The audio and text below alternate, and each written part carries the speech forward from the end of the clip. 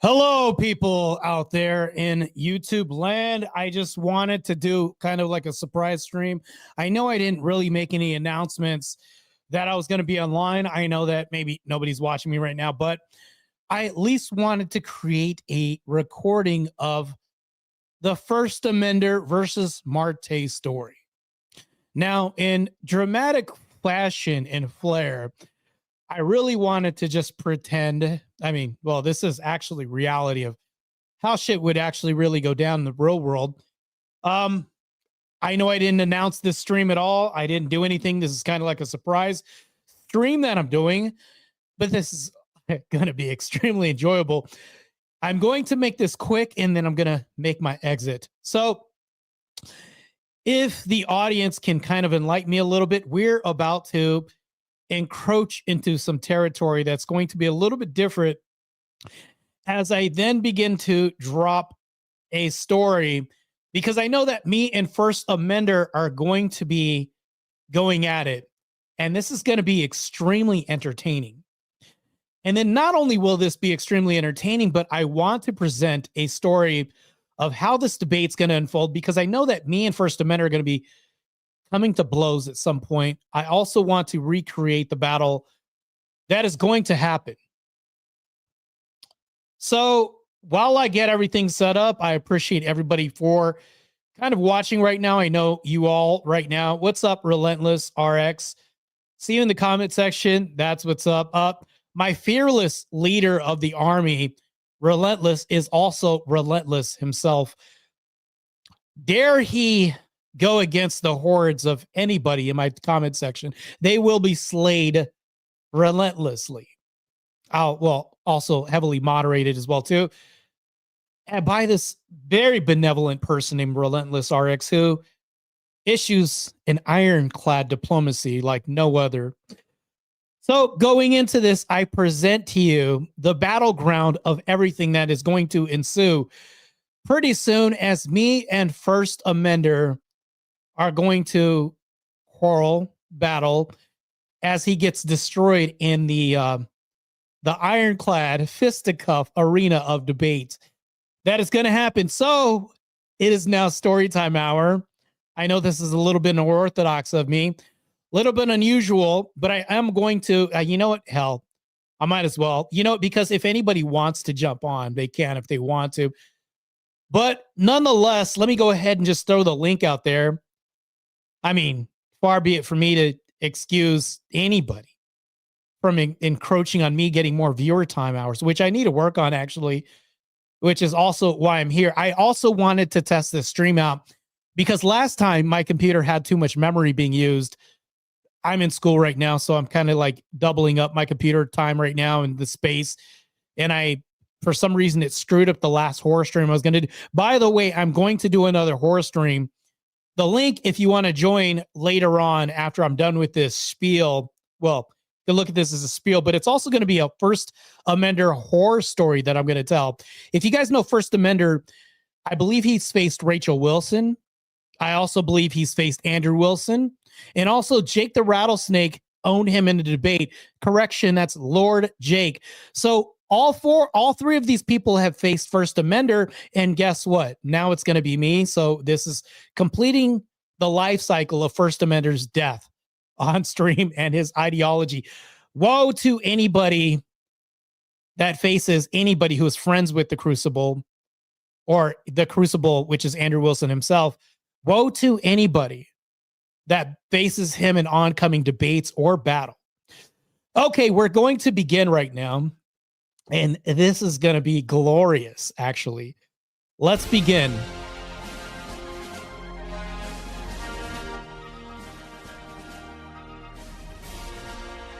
As you know, me and First Amender will be debating. I believe it's pretty damn soon. And this battle will be vicious. In the sweltering summer of 2025, the digital coliseum of X and YouTube abuzz with anticipation. A grand debate was scheduled. This debate was pitting Marte against IFBB Pro Arte Reyes and self-proclaimed patriarchist with biceps the size of cantaloupes against First Amender, a fiery libertarian keyboard warrior known for defending free speech and unconventional ideas with the ferocity of a caffeinated honey badger. The topic? A cultural lightning rod are Transformer women. The stakes? Nothing less than the soul of America, America's common sense.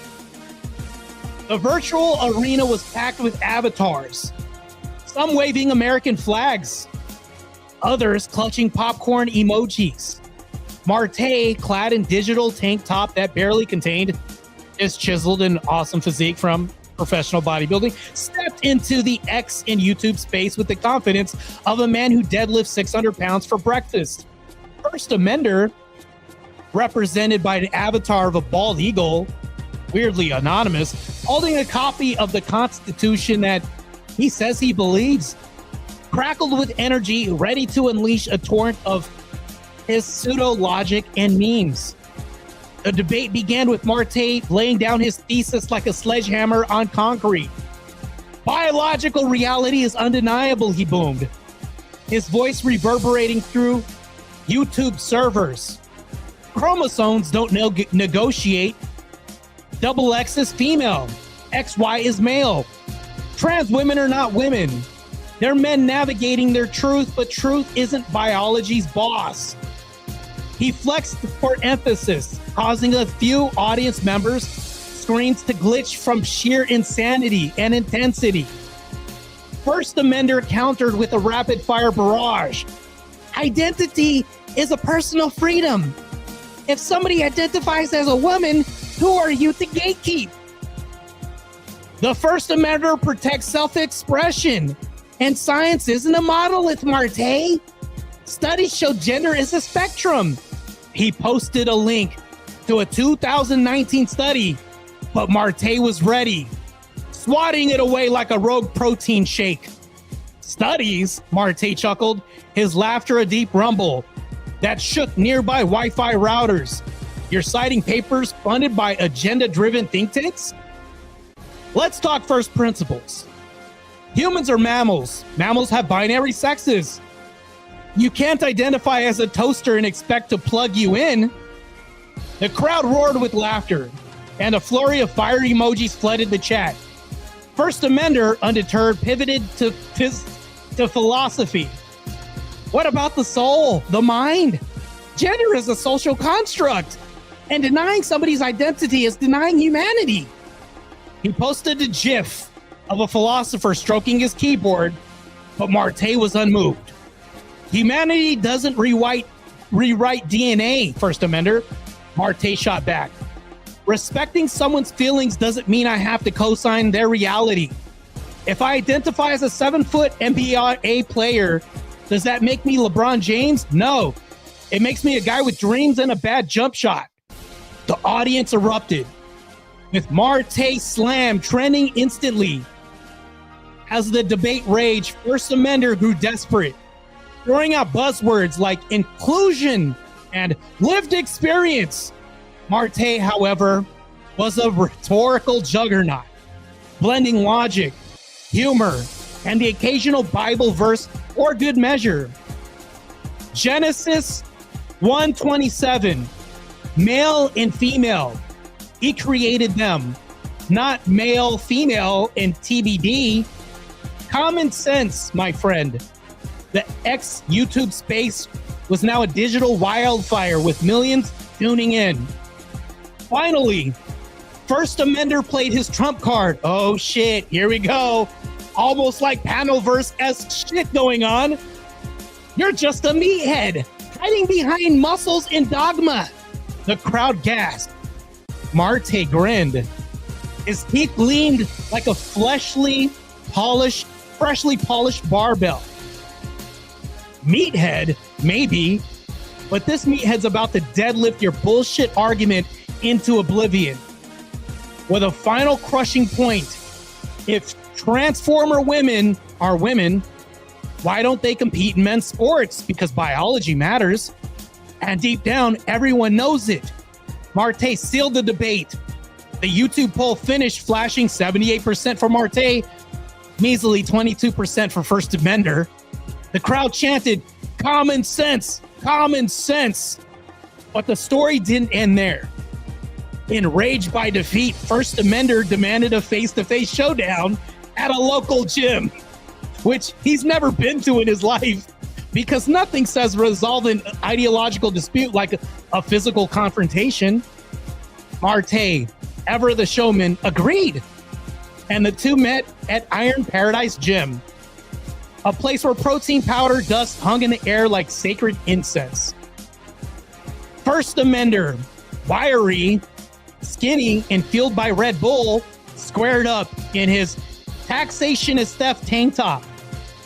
Marte, looking like a Greek statue with a side of menace, towered over him. "You sure about this, measly First Amender boy?" Marte asked, cracking his knuckles, which sounded like a small earthquake. The fight was less than a brawl and more like a comedy skit. First Amender threw a wild punch, which Marte caught midair like a toddler tossing a toy. With one hand, Marte lifted First Amender off of the ground, dangling him like a kettlebell. "This is for your own good," Marte said, his voice dripping with mock pity. "Common sense hurts, but it's gotta sink in." The gym crowd, which now moved from YouTube verse over to reality in a gym, now filming on their phones, cheered as Marte gently set First Amender down. Unharmed but thoroughly humbled, "I could bench press you into the next dimension," Marte said, "but I'll spare you. Go read some biology and come back when you're ready to talk facts, First Amender." First Amender, red-faced but alive, muttered, "Fine. You win for now, Marte." He slunk out, followed by a chorus of gym bros and ortho bros chanting, "USA, USA." Marte raised a protein shake to the crowd and also a whiskey shot for his friend Andrew Wilson, declaring, "Common sense reigns supreme. And so does America's backbone with the Christian ethical system." The YouTube post of the event went viral. The one that they filmed at the gym, of course, which embarrassed First Amender all the way home because he saw the hashtags.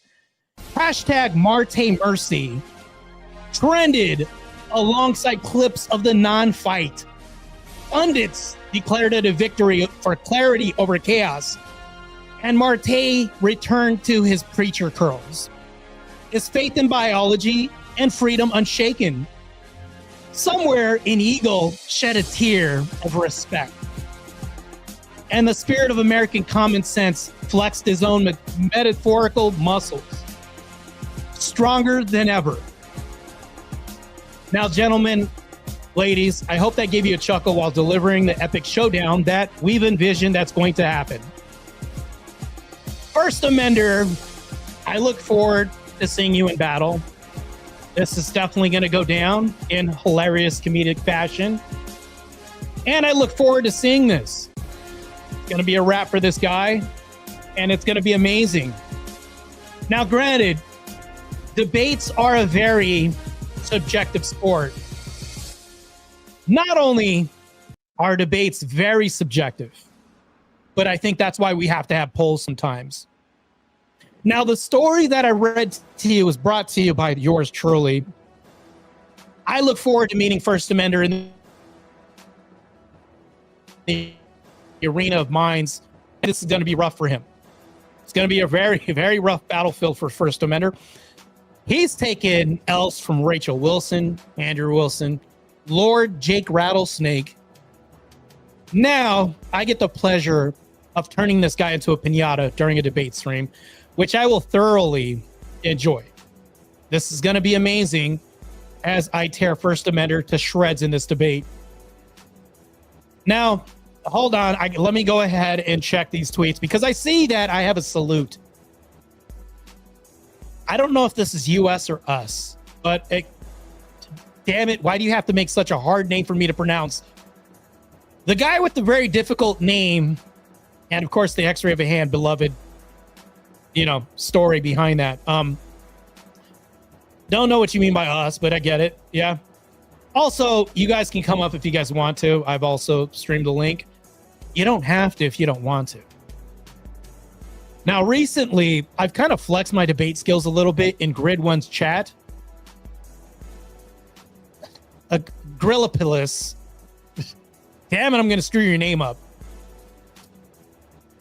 So that's the thing that I'll say, is that with him, he's witnessed me just kind of run through these debaters. I don't know.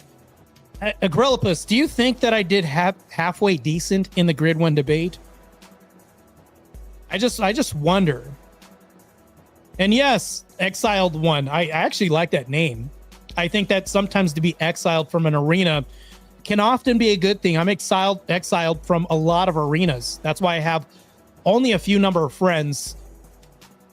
He says I'm good, even though I mess his name up. Agrillopus, please help me to say your name correctly. Otherwise, I'm just going to beat myself up because I can't enunciate your name or anything else. And people are going to think I'm speaking Ebonics. And they're like, oh, of course he's black. Ebonics is the mainstay of his culture. That's why he can't pronounce his name. And they're just going to tell me I'm associated with this degenerate black culture because of your name. Your name's actually making me look more black because of this. Blood Logos, what's up, brother? Nice to see you in the chat. That's a badass name, by the way. I mean, of course, you're not Crip Logos. All right, let me go ahead and try this phonetically correct spelling out here. Agrillopoulos. Agrillopoulos. So it's halfway Canadian. I don't know. It's this is crazy. I can almost taste the maple syrup as I just pronounce your name. Oh, goodness. Here we go. Now I'm about to just have this language police just come over here, just correct everything. Yeah, AG. I'll just say AG. How about that? That's good. AG sounds good. So, AG, I want to ask you a question. How did I do in Grid One's debate? Matter of fact, let me just ask a question because it's not my hubris saying this, AG. I'm just really curious about this. When I talk about this, I really want you to be honest. I could take comments, questions, and criticisms. Bold face. You just take it. Just from you, because you were present. You were actually a judge then too. As far as debate, how do I do? I know this is a really subjective metric. AG was judging during the time, so I think it's fair for me to ask him, as a debater, do you think I'm halfway decent? Because I have to make an admission right now. I have an admission. Let me go ahead and lighten this up a little bit. Feel like I'm kind of lightening the mood. Not to sound gay here. But I will say this, though. I do the Crucible Debate Club. And doing Debate Club, I get judged to where I lose debates there sometimes. This happens. It's happened 2 weekends in a row. But then I go over to Grid One's debate and I just run through people. So I don't know what it is. Either the Crucible Debate Club is really good or everybody else sucks. I don't know. So that's why I'm trying to ask these questions so I can gauge where I stand in the field of debate. Just curious about that. But since we're here, I am going to kind of offer a olive branch again too in the chat. Here we go. All right, here we go. I'm going to read this. Kind of nervous here about that. I haven't even seen it. I don't want to look at it yet, but I want to say, because this is good criticism, I'm going to consider this good criticism. I could take it like a champ. Here we go. I think the biggest mistake I see in the quick blood sport debates is sticking to the topic. It's remembering what the topic is. I don't even think that was like directed at me, but I think you're just giving a broad generalization. What I was referring to is like me. It's not to sound, look, I just want to get some criticism personally from you because I feel like you're kind of neutral when it comes to this field of debate. How do you think I do? That's what I'm wondering. I don't know. Maybe that was towards me. I think the biggest mistake I see in the quick blood sport debates is it me not sticking to the topic? Just curious. What's up, man? Can you hear me? Man, I just want to get some true criticism. Matter of fact, I don't care how harsh you are. I could take it like I have thick skin. I fought Destiny before. No, I've fought worse. yeah, no. I mean, I would say in the quick. Hold on. Give me a second, man. Let me get to where I can speak loudly. I got children sleeping, so give me one second. Oh yeah. Because I heard a door creaking, so it's Halloween time. That you're adding spooky sound effects. I love it, man. So you're with the theme already. Nice. Hey, yeah, Grit, I make up, sure man? my doors squeak so I know when people are coming and going. Gotcha. We were actually just mentioning Grid right now and talking about Grid. Matter of fact, Grid can probably offer some good criticism now. But I want to hear it from you, because when I do the Crucible debates, I actually took an L this weekend in a debate, but it was a topic that I didn't really believe in or support. Yeah. So on Grid's channel, as far as like his debate, I just want to hear from a neutral party. Overall, how do you think I do as a debater? I mean, I think you did pretty well. The only thing I can say, like, you're kind of like, just to stay neutral. The only thing I can say is you did good. I haven't seen you debate much, but from what I saw, you did good. But the biggest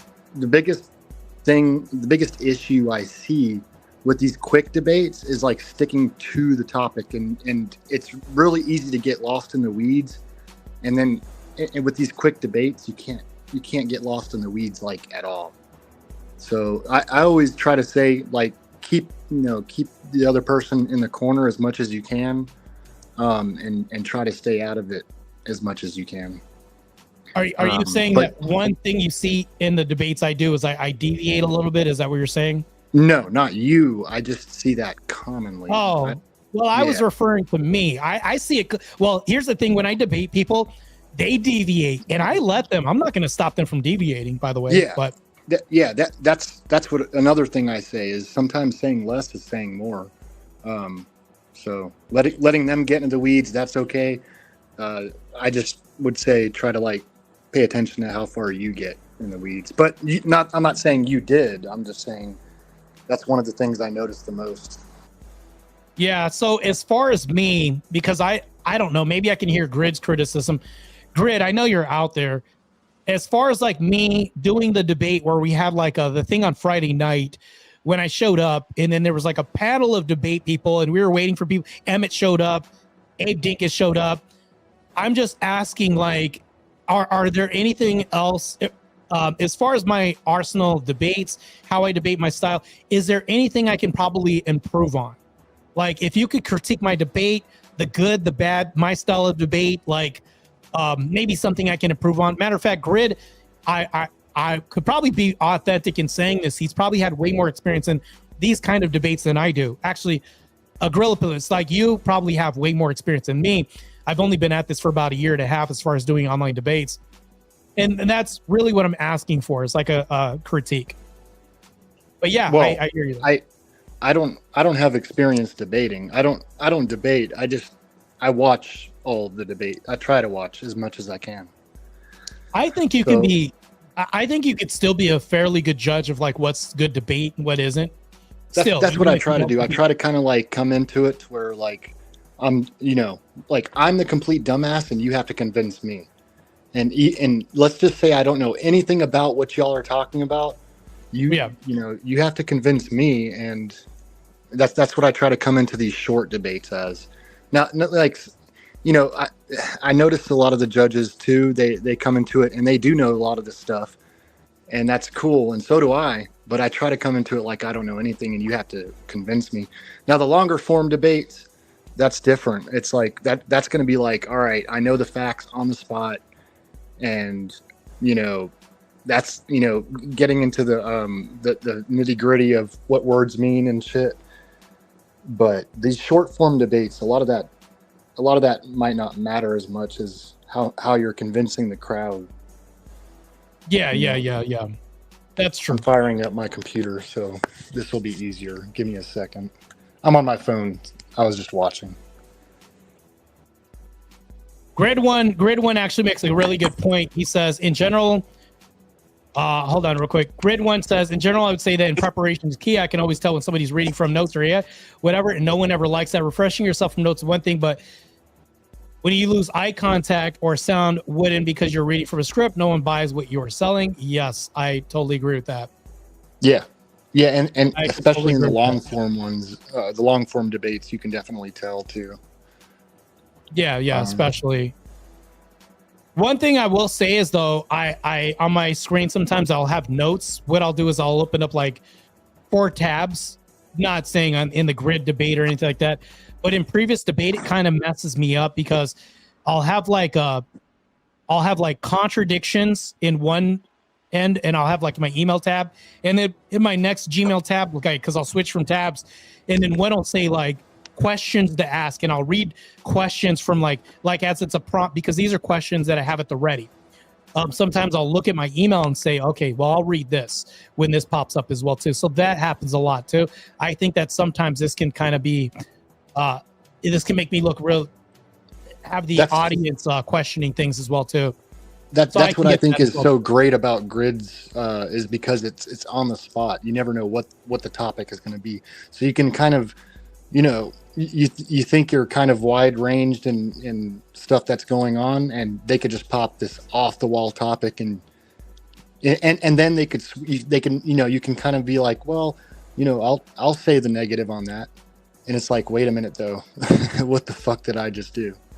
So I think that's what makes grids interesting, is he'll swap you guys to where you have to take the negative or you have to take the positive.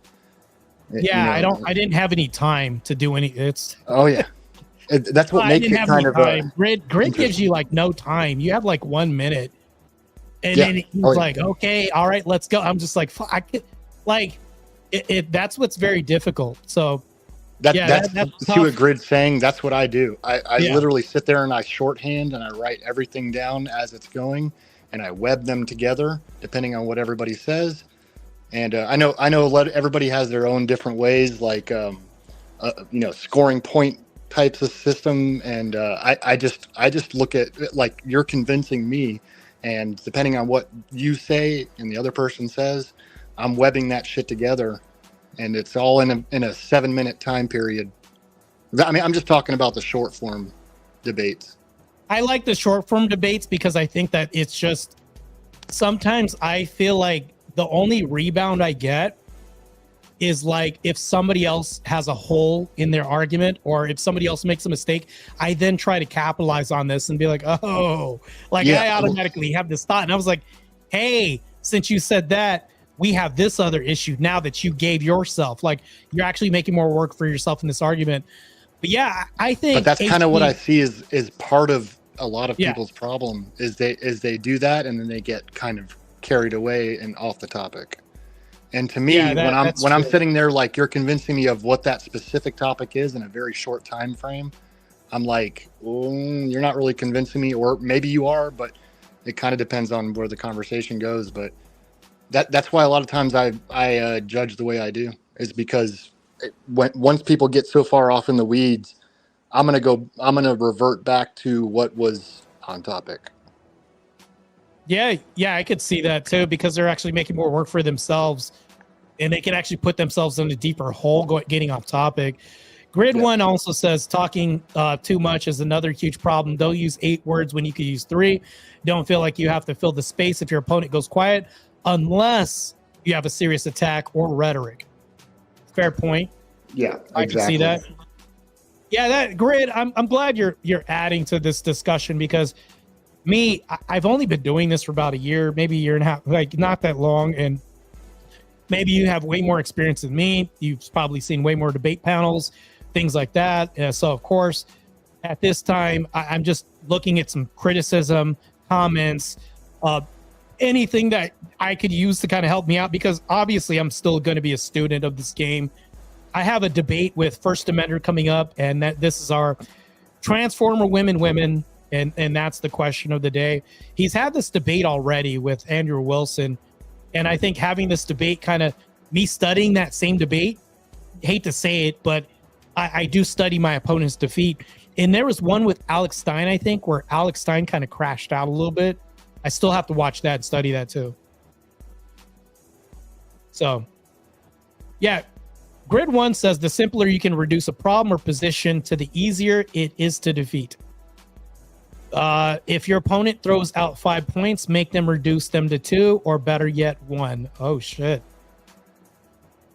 So basically just crumpling their worldview to where they have to defend one concise topic. I think that's what he's referring to. Yeah. Yeah. That's kind of, I mean, that's a good way of saying that's really good way of saying what I'm trying to say.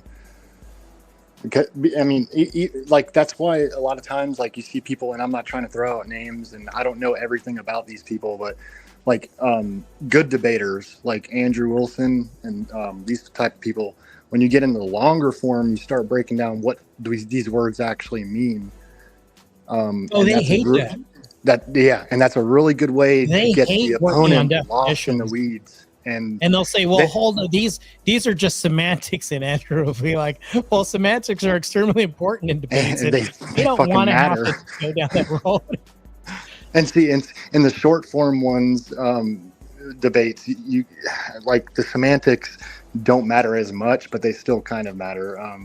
But that's why I always revert back to the original topic, because the semantics of that original topic and what the discussion is about matters.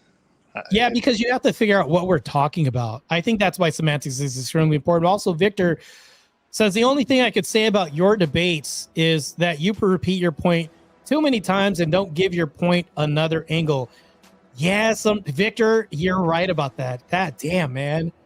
I can only say what I've seen. So obviously Victor's been watching some of my debates. Yeah, you know what? I need to stop becoming a broken record and kind of expound on the point. Maybe kind of look at different examples, look at hypotheticals a little bit differently too, and just add something else to the arena that maybe bolsters my argument. I can get that. Grid 1 also says semantics. I'm always up to semantics. Semantics. Yeah. See how you worded that? Semantics. Yeah, all right. Especially in the long form debates. The short forms, like when you start getting into semantics, you start running off topic. I can just guarantee you. Oh man, especially if somebody's not really well versed in the subject, or especially if they like reverse, you know, you're for it or against it. Yeah, for sure. I think what also helps is if you know a lot about the subject that you're debating. I think that's going to help out a whole lot too. I think it's funny, not that this is like an ad hom or anything like that, but First Amender has like the softest LGBTQ voice ever. And then he's like Morty from Rick and Morty with that voice. It just makes me want to destroy his rhetoric even more. So we'll see what happens. It's going to be an interesting confrontation between the two of us, and I look forward to it. When is that supposed to happen? So you know what? I should have put this on my hold on. Let me go look this up real quick. So that debate, I'm gonna try to join and then drop off my phone. So just bear with me. Yeah, go ahead. November 4th. So that debate will be November 4th, 2025. And of course, I look forward to that debate. That's going to be a good debate.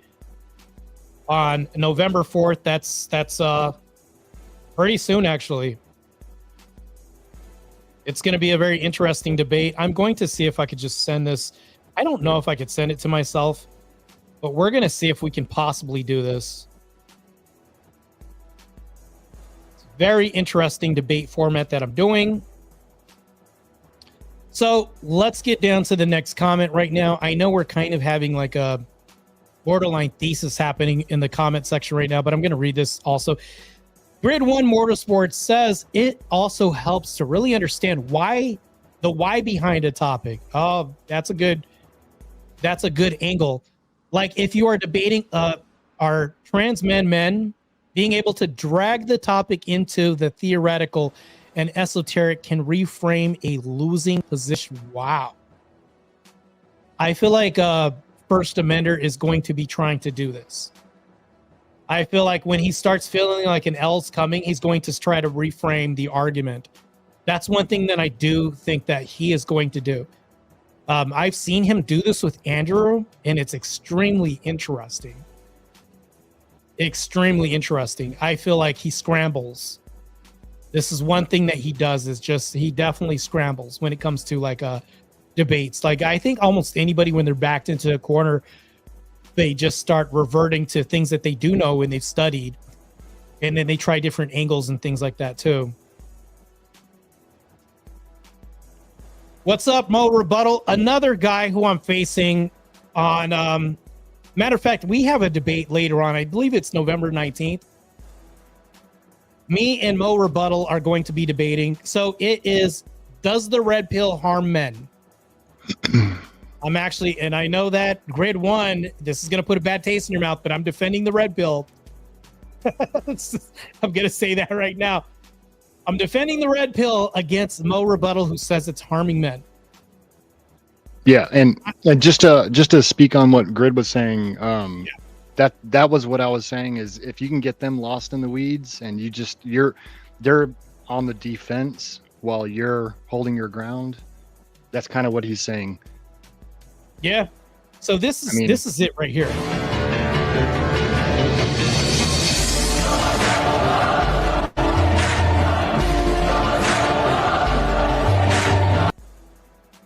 Just to show you a little glimpse, that's the versus screen. But yeah, Grid's definitely right about that. Grid's definitely right about this.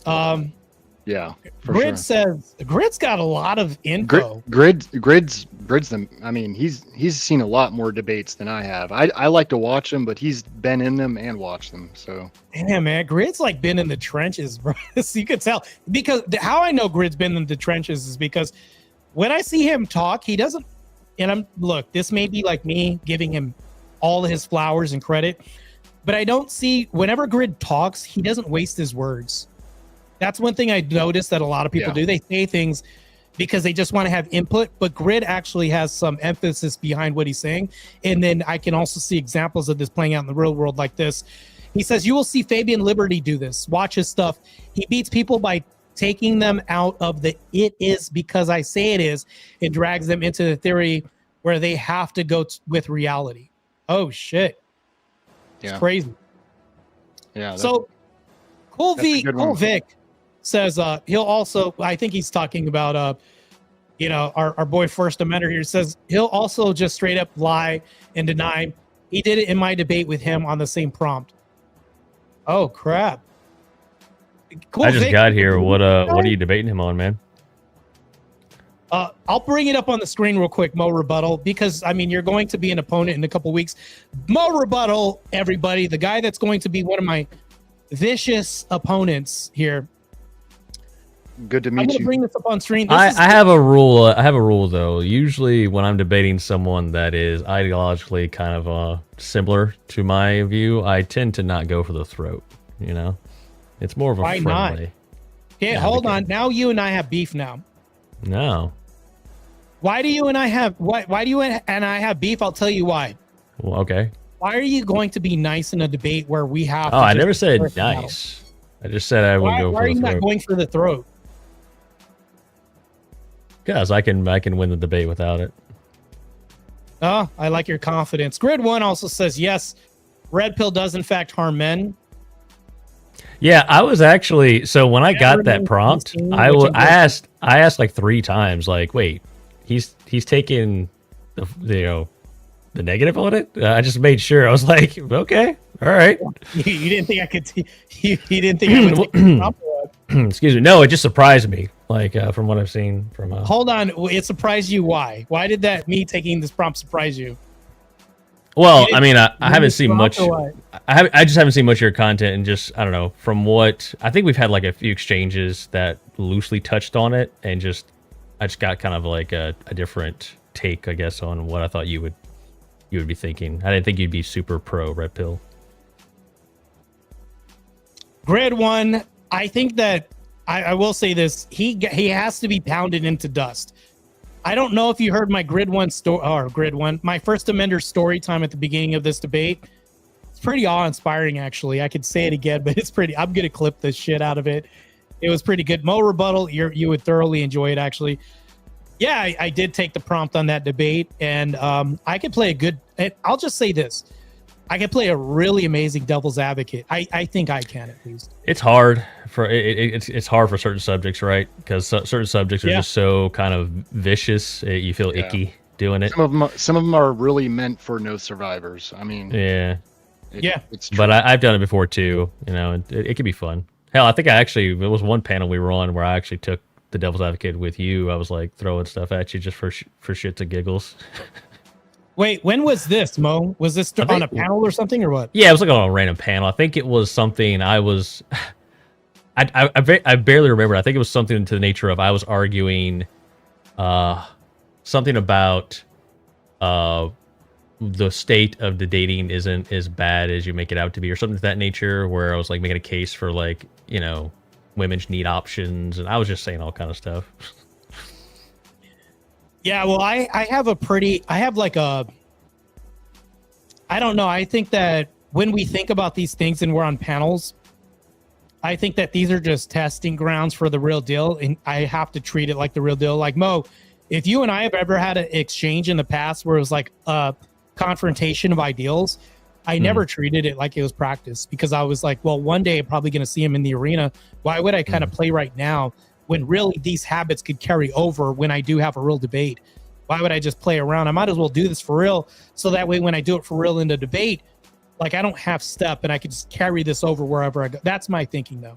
Yeah, that's a good framework to work from. I'll give you one compliment though, Marte. What I will say is you have a really good brain to mouth. So I would work on like seriously harnessing that shit. You already have, and you're pretty good, man. So I'm not trying to butter your biscuits. I'm just saying your brain to mouth is really good. The gift of gab is what you're trying to say? Yeah. Well, I mean, you have an ability to where someone says something, you can quickly react to it with verbally. Oh shit! So yeah, it's true. Yeah, I do kind of have. It's a compliment. It's a compliment. I can get reactionary. So cool, Vic. Before this comment escapes us, he says a man pretending to be a woman just to get access to women's spaces is just Looney Tunes stuff. Make sure you bring up cases where it actually has happened. I actually have 2 cases, believe it or not. So, I mean, this is a Transformer debate you're going into. Wait, hold on. Let me bring it up real quick because you didn't see it. Hold on. Behold the power of one of my favorite topics. On that screen. Hit that like button.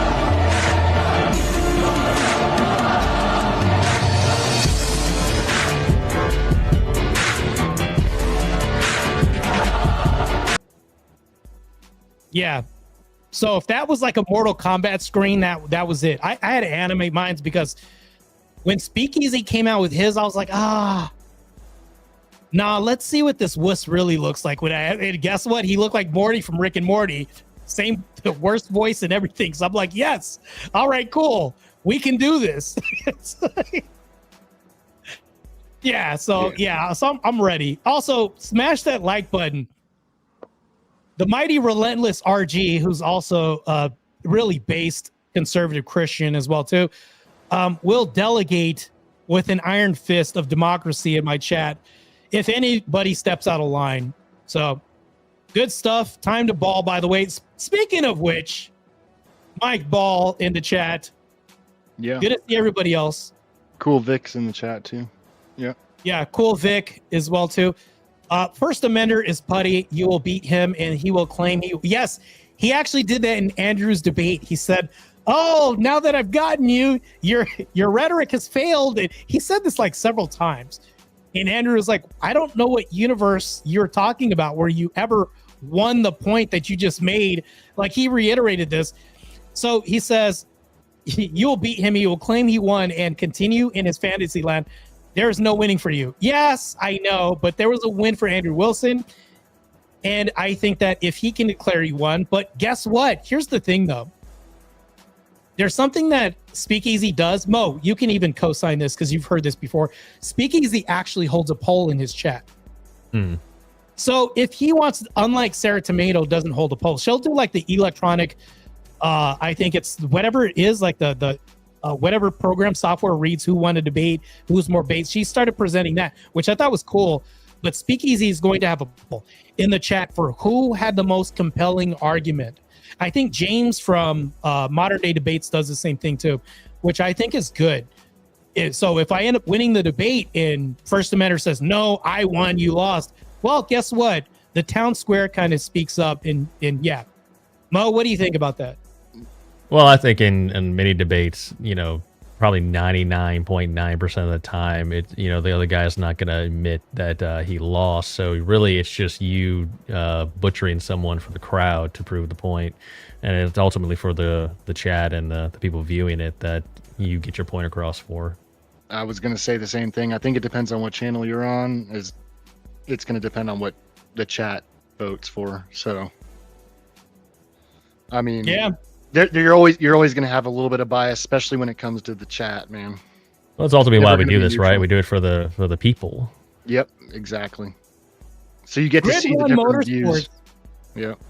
I do want to say this because this is extremely important. Grid, you're right on the money because I have Mo here. I'm definitely not talking about my debate with Mo while I have Mo on the screen. Why would I then hand over weapons? Because also, First Amender could then look back at the past and then see this clip and be like, oh, that's what Marte's bringing up and this and that. So Cool Vic, I can only describe so much when it comes to things. So yes, the only thing I can bring up is like the receipts. That's the only thing I'm leaving out there. But Grid 1 is on, but God, Grid 1 is on the roll here when he talks about like debate techniques and tactics and maybe even what he's referring to, like the dark arts of debate, when you look in your opponent's faux and their kind of admissions to what they're going to do. Yeah, Grid 1's completely on the money when it comes to this. Yeah. Yeah. Yes, Grid 1, it is on Easy's. What is it? Swords of Justice or let's look back at this. Swords of Reason. Yeah, that's what it says. Wait, hold on. Let me go take a look at this. Also, I'm revamping this right now, but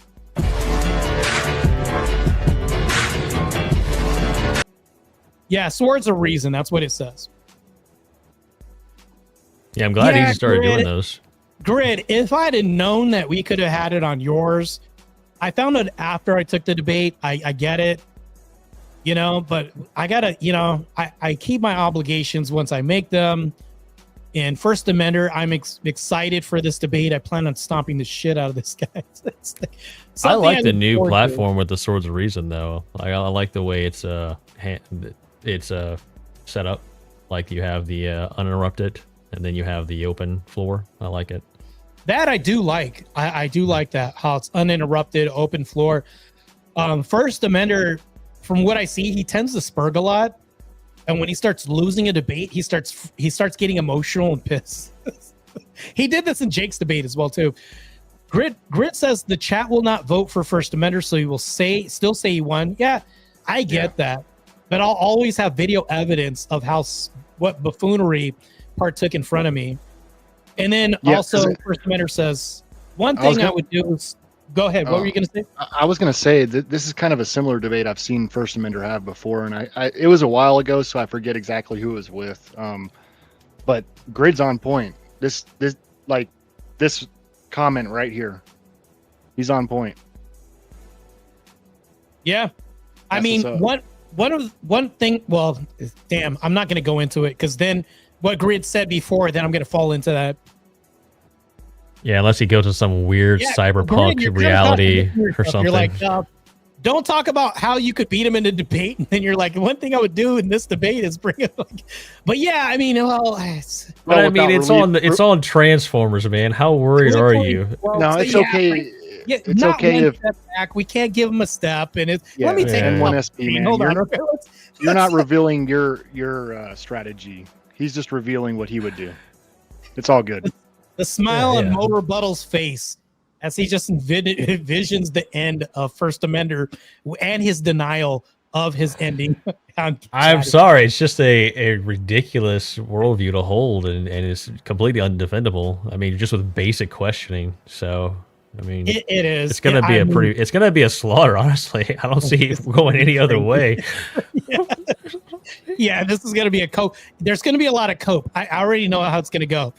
There's going to be his thesis that he's going to have. I don't know if you guys heard my First Amender story time at the beginning of the stream. Did you guys hear that? No, I didn't catch the very beginning. I'll clip it and I'll send you guys the first part of it because I don't think that I want you guys to have to sit through our own, history of us having this conversation to get to. It was pretty amazing. of my story of how this debate is going to go down. It was actually the most realistic, I would say, clairvoyant telling of future events. If I was the guy in the DeLorean right now talking as I'm speeding toward the future, seeing it happen and then flying back, I'm just giving you guys a current account and telling of what's going to happen. I mean, Mo, you kind of summed it up best, but I'm just telling you the most dramatic flair and most dramatic flair of what's going to happen. So, yeah, we'll see what happens. Grid's got a fucking memory of an elephant, dude. God damn, dude. Look, I love Grid, man. Look at this next comment coming up. He's on point, man, with that last debate I saw. Grid, look, hey, you know what's crazy? Grid has like the most stellar takes. Not only stellar takes, but he's like a. You ever see Yoda try to teach, and everybody's kind of confused? But once they get the lesson, there's somebody that's not to be fucked with in the end. But it's like in the process of trying to grasp it, they're like, "There's no way I'm going to learn this shit or retain this." Grid's spewing out some Yoda shit right now. Yeah. It's so calm and solely to the point that there's no way you can fuck it up. You notice how like we could see the comment, but I'm not showing it. That's. Yeah, this is pertaining his first comment. That's why I wasn't reading it either. Yeah, we're good. Yeah, that's why I'm also not showing it, and I'm reading the room right now because Grid's like, did you not read my first comment of not foretelling? Like, yeah. So this, see how I'm just picking things up right now? We're just taking notes. It's good. You could just get rid of that. Yeah. How long have you been debating, Marte? About approximately about a year and a half. I've been doing podcasts first. I was doing podcast panels as a pro athlete. And what happened is I got into an argument about relationship dynamics with the host.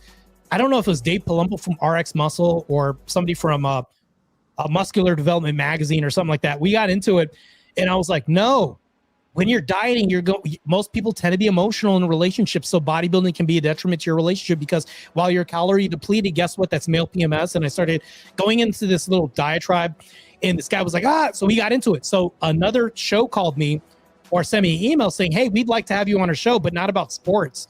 And then I started showing up on different podcasts about relationship dynamics and traditional values and stuff. And I was like, yeah, of course. They're like, well, where did you get all this from? Well, I had a Christian ethical system beforehand, but I said, a lot of this is obvious. Well, people don't really talk about this to the degree you do is coming from where you come from. Because if I'm on like ESPN2, which I was at one point in time talking about just stats and bodybuilding and sports, Mo, I'm going to be honest with you, in AG, it gets really boring. There's only so many times you could talk about making meal prep and lifting and sports and who's going to win the Olympia next. All that shit is, but like, there's only so many different ways we can hear about this. But when it comes to relationship dynamics, traditional values, politics, and how all this actually affects sports, believe it or not, because women have had their sports infiltrated by guys with wigs, all this, the Leia Thomas. So it's like, how you can't divorce politics from sports. You can't divorce traditional values from sports. You can't divorce Christian ethics from sports because there was a guy that wore a cross and he got banned from the Olympic Games. So it's like, with all this, I can understand this, whereas people want to be, I'm only discussing this. We don't talk about politics or religion. That's the problem though. Yeah, I think that's probably, isn't that why bodybuilding channels are actually really hard to like keep going, because it's just like, oh, here's my meal prep again for the day for the 18th millionth time, and it's kind of like the same content over and over.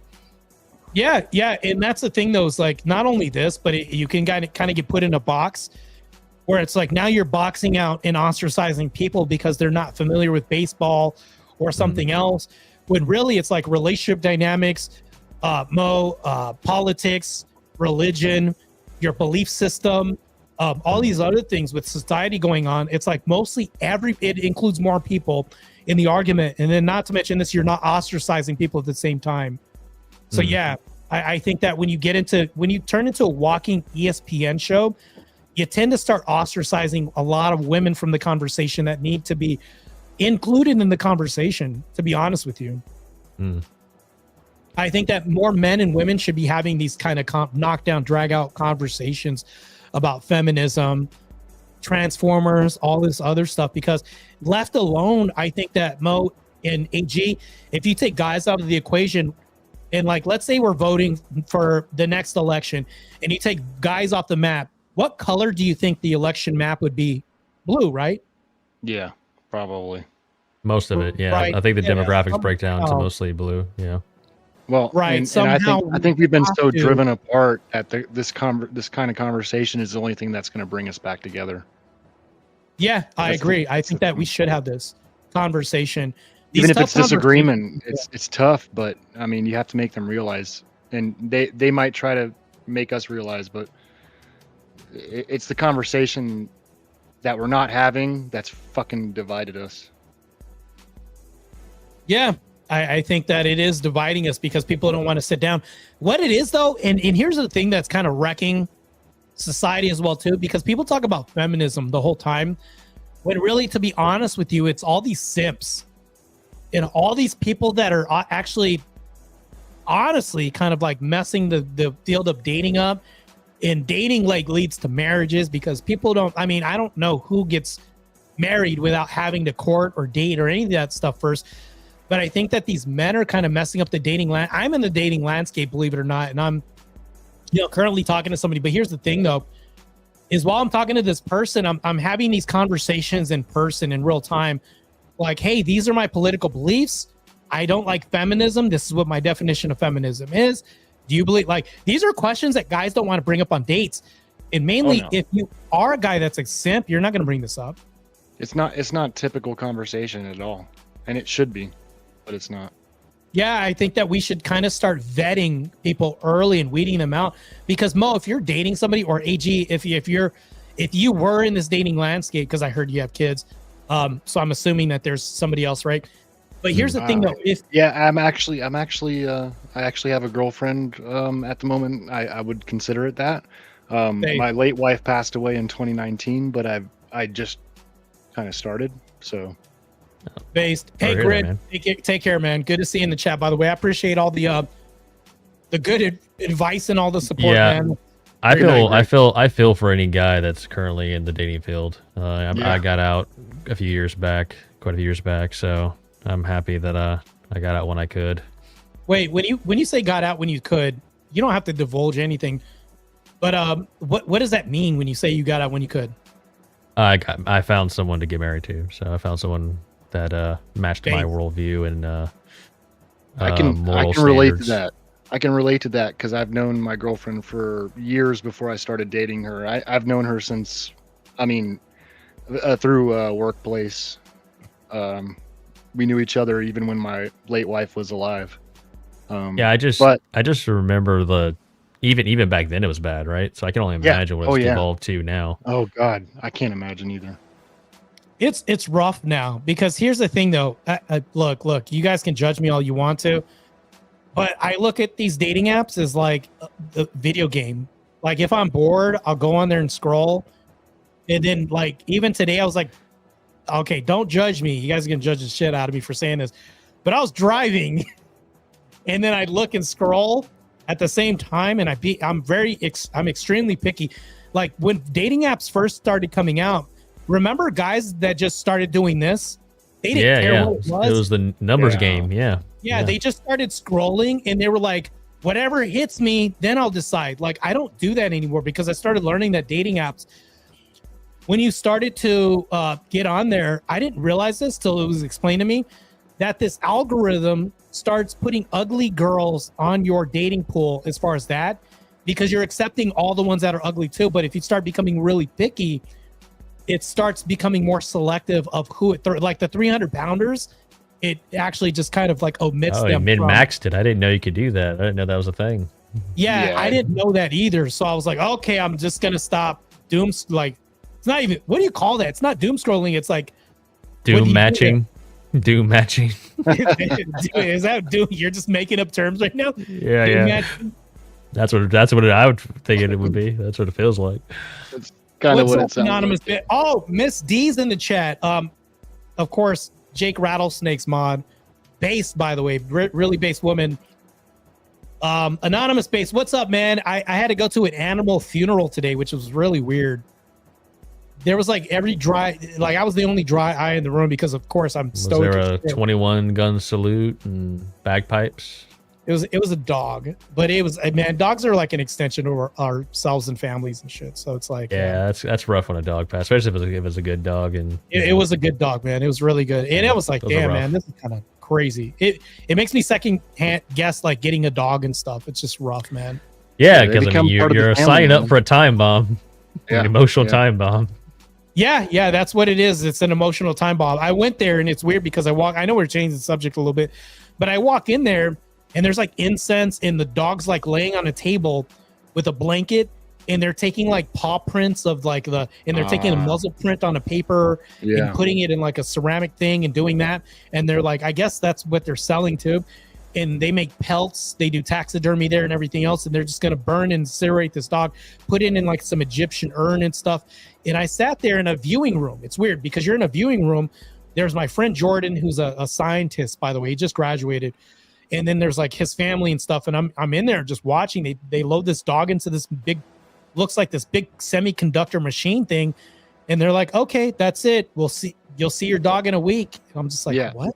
I was going to say, you know, we find all kinds of mummified remains from animals from thousands of years ago. So, I mean, we do this to our dogs now, but they used to do it to all kinds of their pets.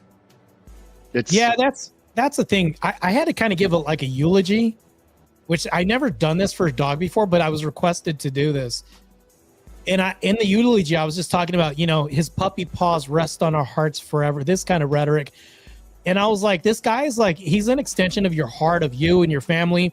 And matter of fact, the beautiful thing about this dog was, and I was just, this is in general, right? But especially this dog, is if somebody would have broken into Mo's house at night and his girl's there, this dog would have sacrificed his life to protect his relationship in his thriving future community that he's going to produce, i.e. children, his offspring, his progeny, things like this. And this dog is going to be with you in your time of need. It's going to see you fail relationships, begin budding relationships. It's going to see the kids. The kids are going to build an attachment. So this is an extension of a family you're losing. So, I mean, I can understand why. We have two Great Pyrenees dogs. So, and the wife loves them, and we had them before the kids, so they get to grow up with them, and they're part of the family. It was a pharaoh, Egyptian something. That sounds fancy as shit.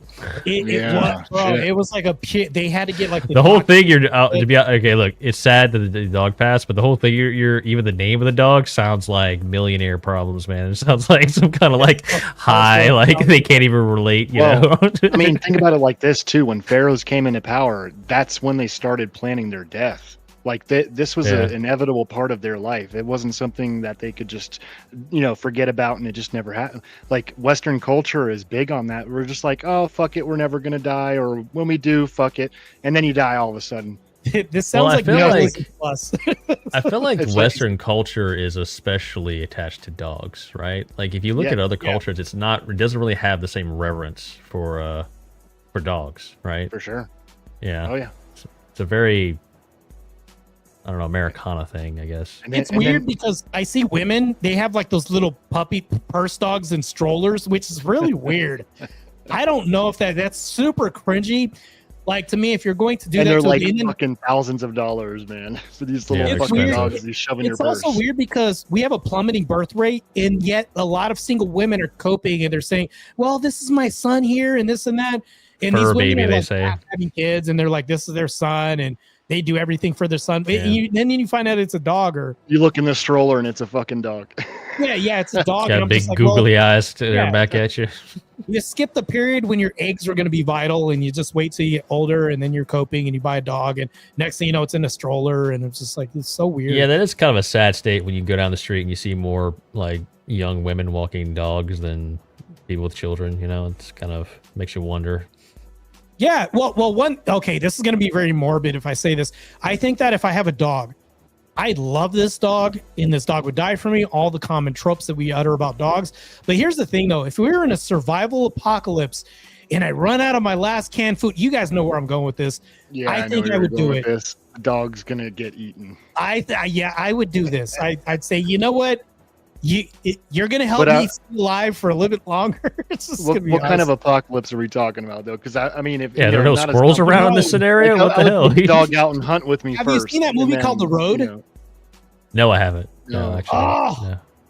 It's such a black pilling movie. It's so all there. They don't talk about what apocalypse happened. Let me just frame this for you. In one dystopian future, Mo Rebuttal wakes up and AG is next door neighbors with him. You then look and there's ash falling from the sky. You guys were in a coma because this blast knocked you guys out. And then you guys wake up 2 weeks later. Not saying you guys survived for 2 weeks, but let's just say this happened, right?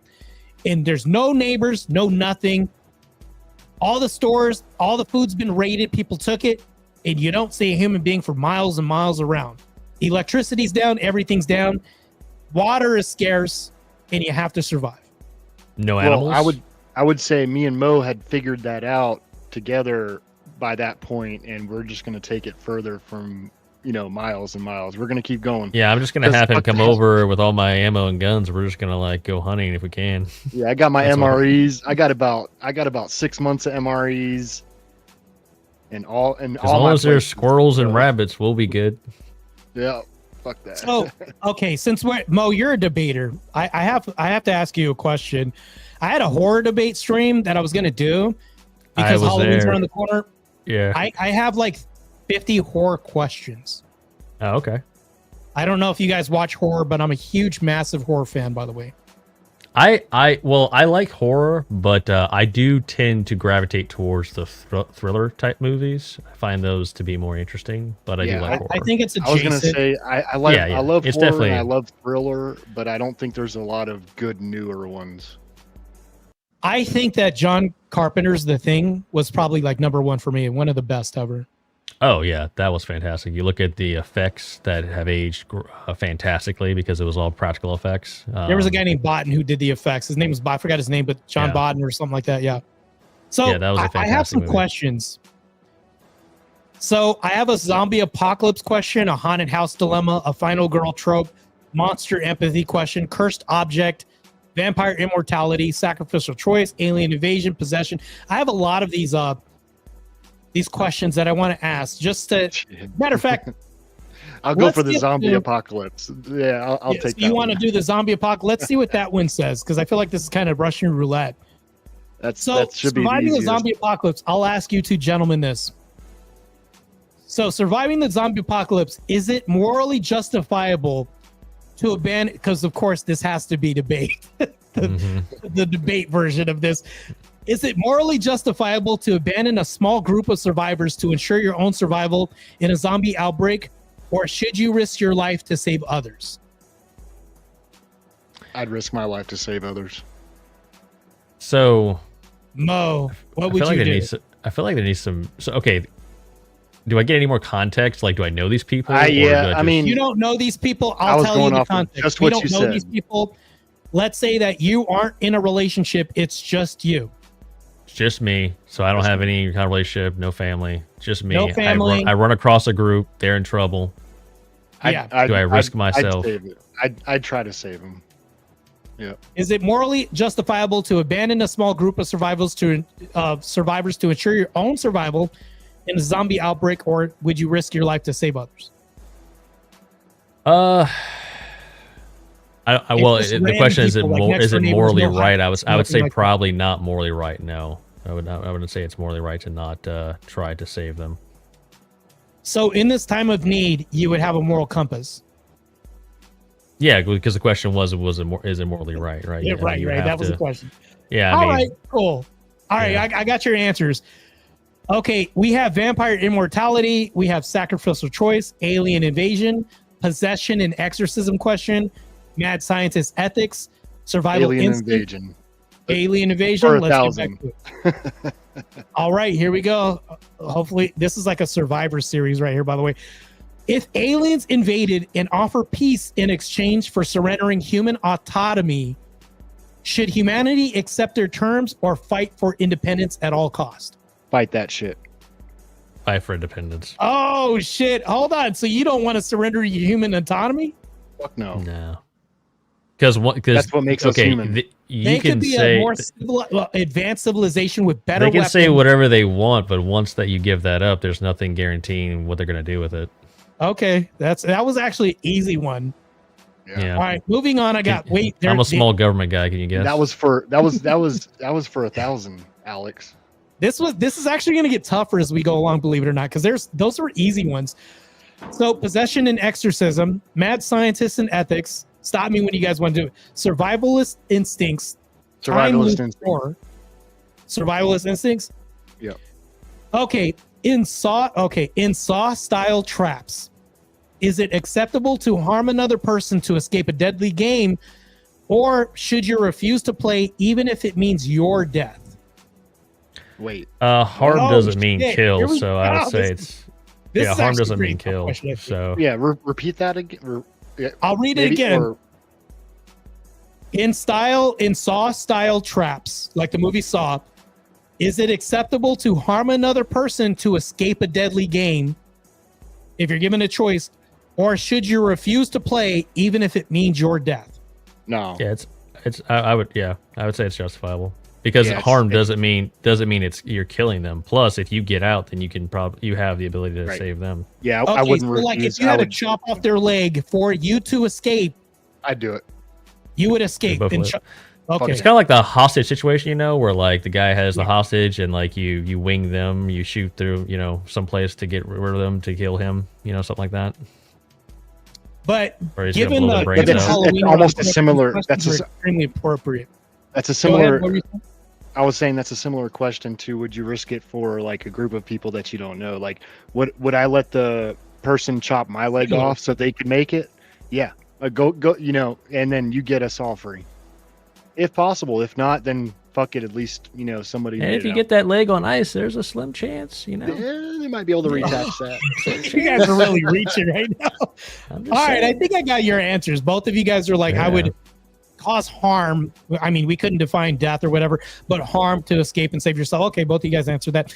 All right, moving on. Well, in the attempt to be able to possibly save them too. I mean, that was kind of the context. We already knew that with the Saul stuff. Like you could possibly save other people. Yeah. In the end. Now, if it's given the context that you won't save anybody, but if you do this, you'll live. It's like, damn. Yeah, you'll live. That's tough.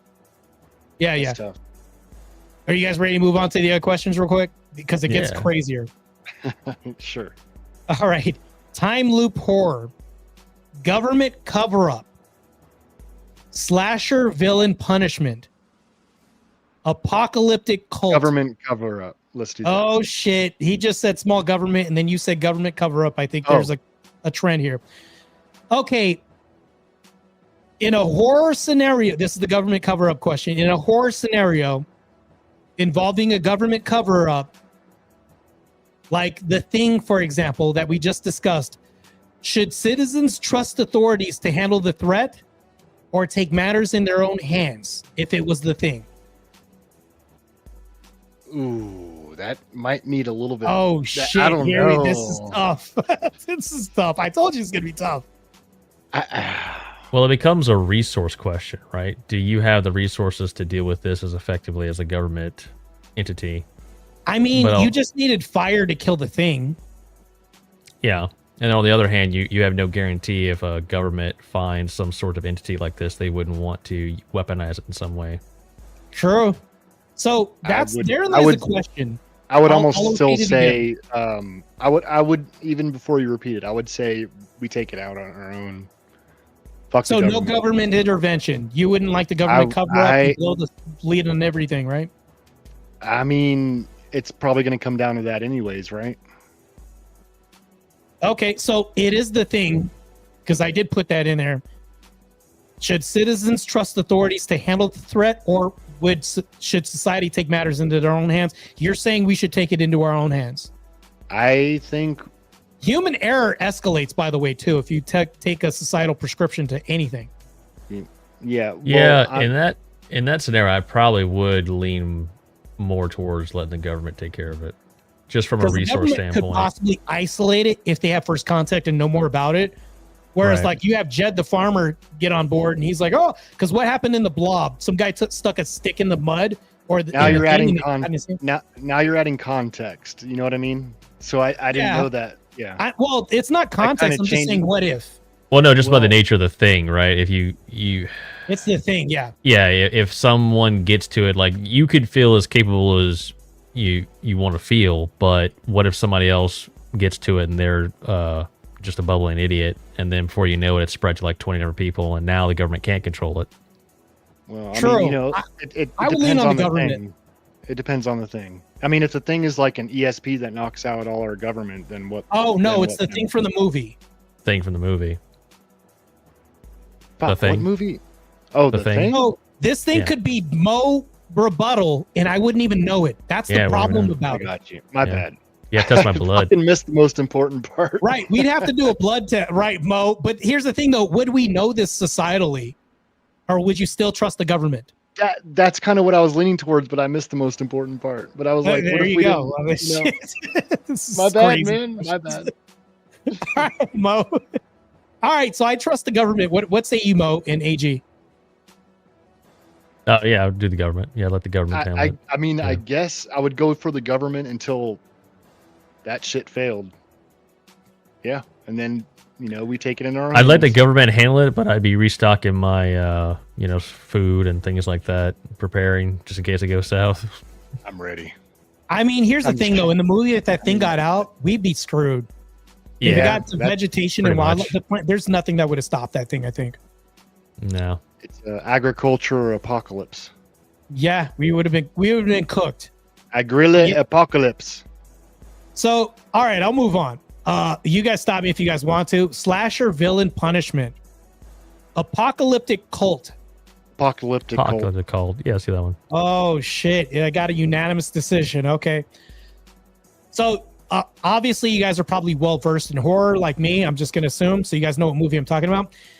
In a horror cult scenario like Midsummer, Mm. is it better to join a dangerous but welcoming cult for safety, or risk everything to maintain your individuality?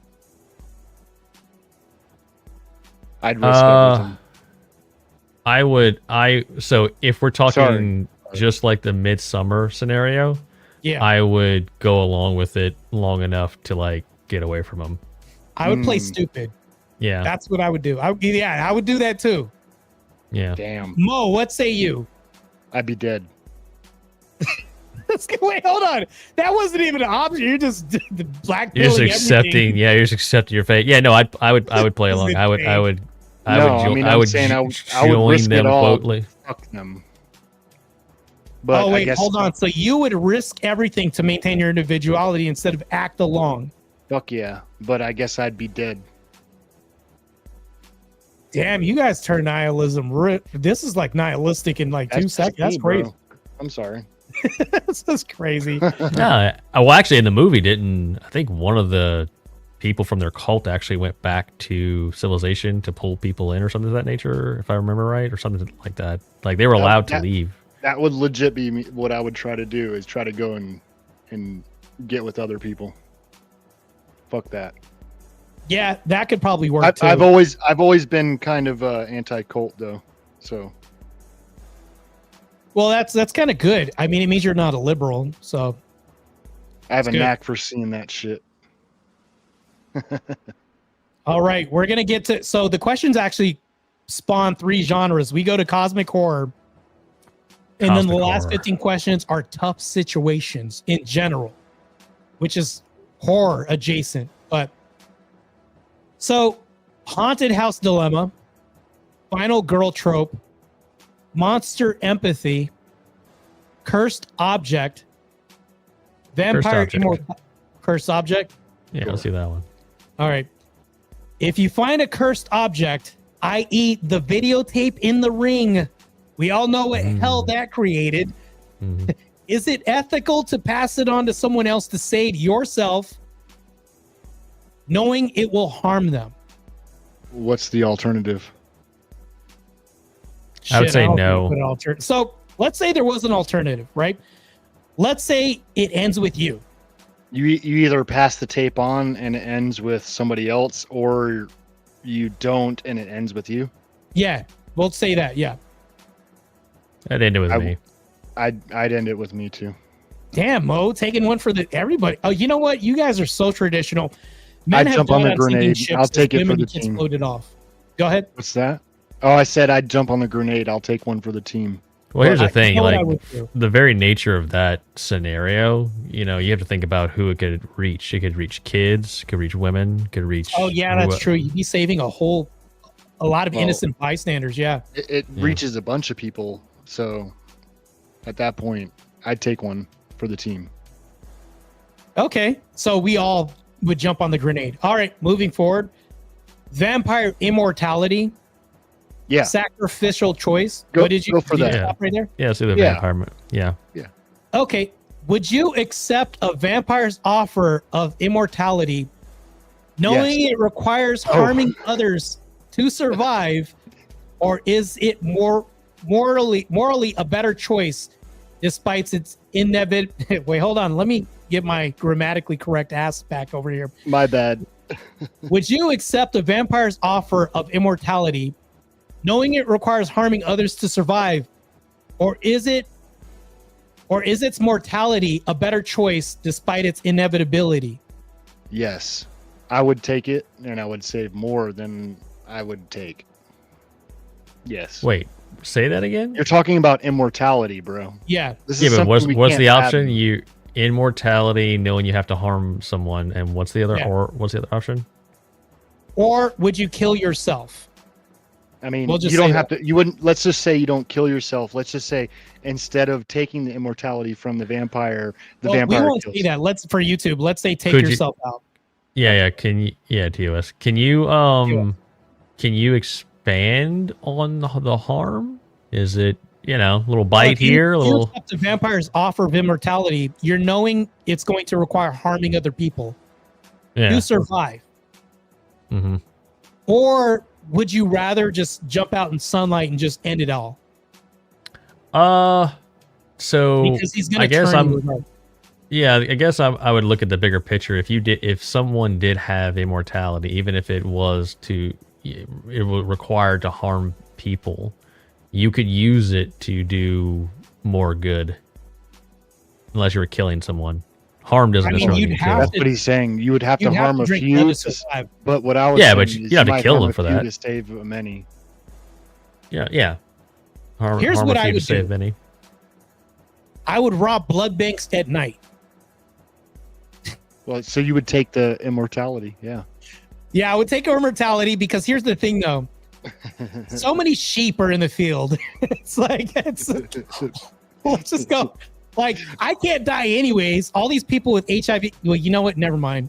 Yeah, but That was think bad. of That was what you're- horrible. Actually, let me retract all that. This is bad. you're agreeing though that like you would take a few to save many. So that's big. Yeah. Yeah. Well, I'll say that. Yeah. We'll Yeah, say. you that. could be a superhero, man. Yeah, it could be like Blade. Yeah, Only you it go. can't be out in the sun. I guess. I don't know. Something we can only fathom of. We can only imagine. I would What be you the would do so. With that, I would be the worst vampire to kill because, for one, I would be an asshole. And here's why. Let's say that Jake Rattlesnake was like the vampire hunter. I would never wear black, even though Australia doesn't exist. Vampire hunters, therefore, the entailment means he doesn't exist either. But anyways, let's just say that he does exist. Jake Rattlesnake exists in real life. Mm. And this guy was hunting me. I would never wear all black. I would buy a house with no windows.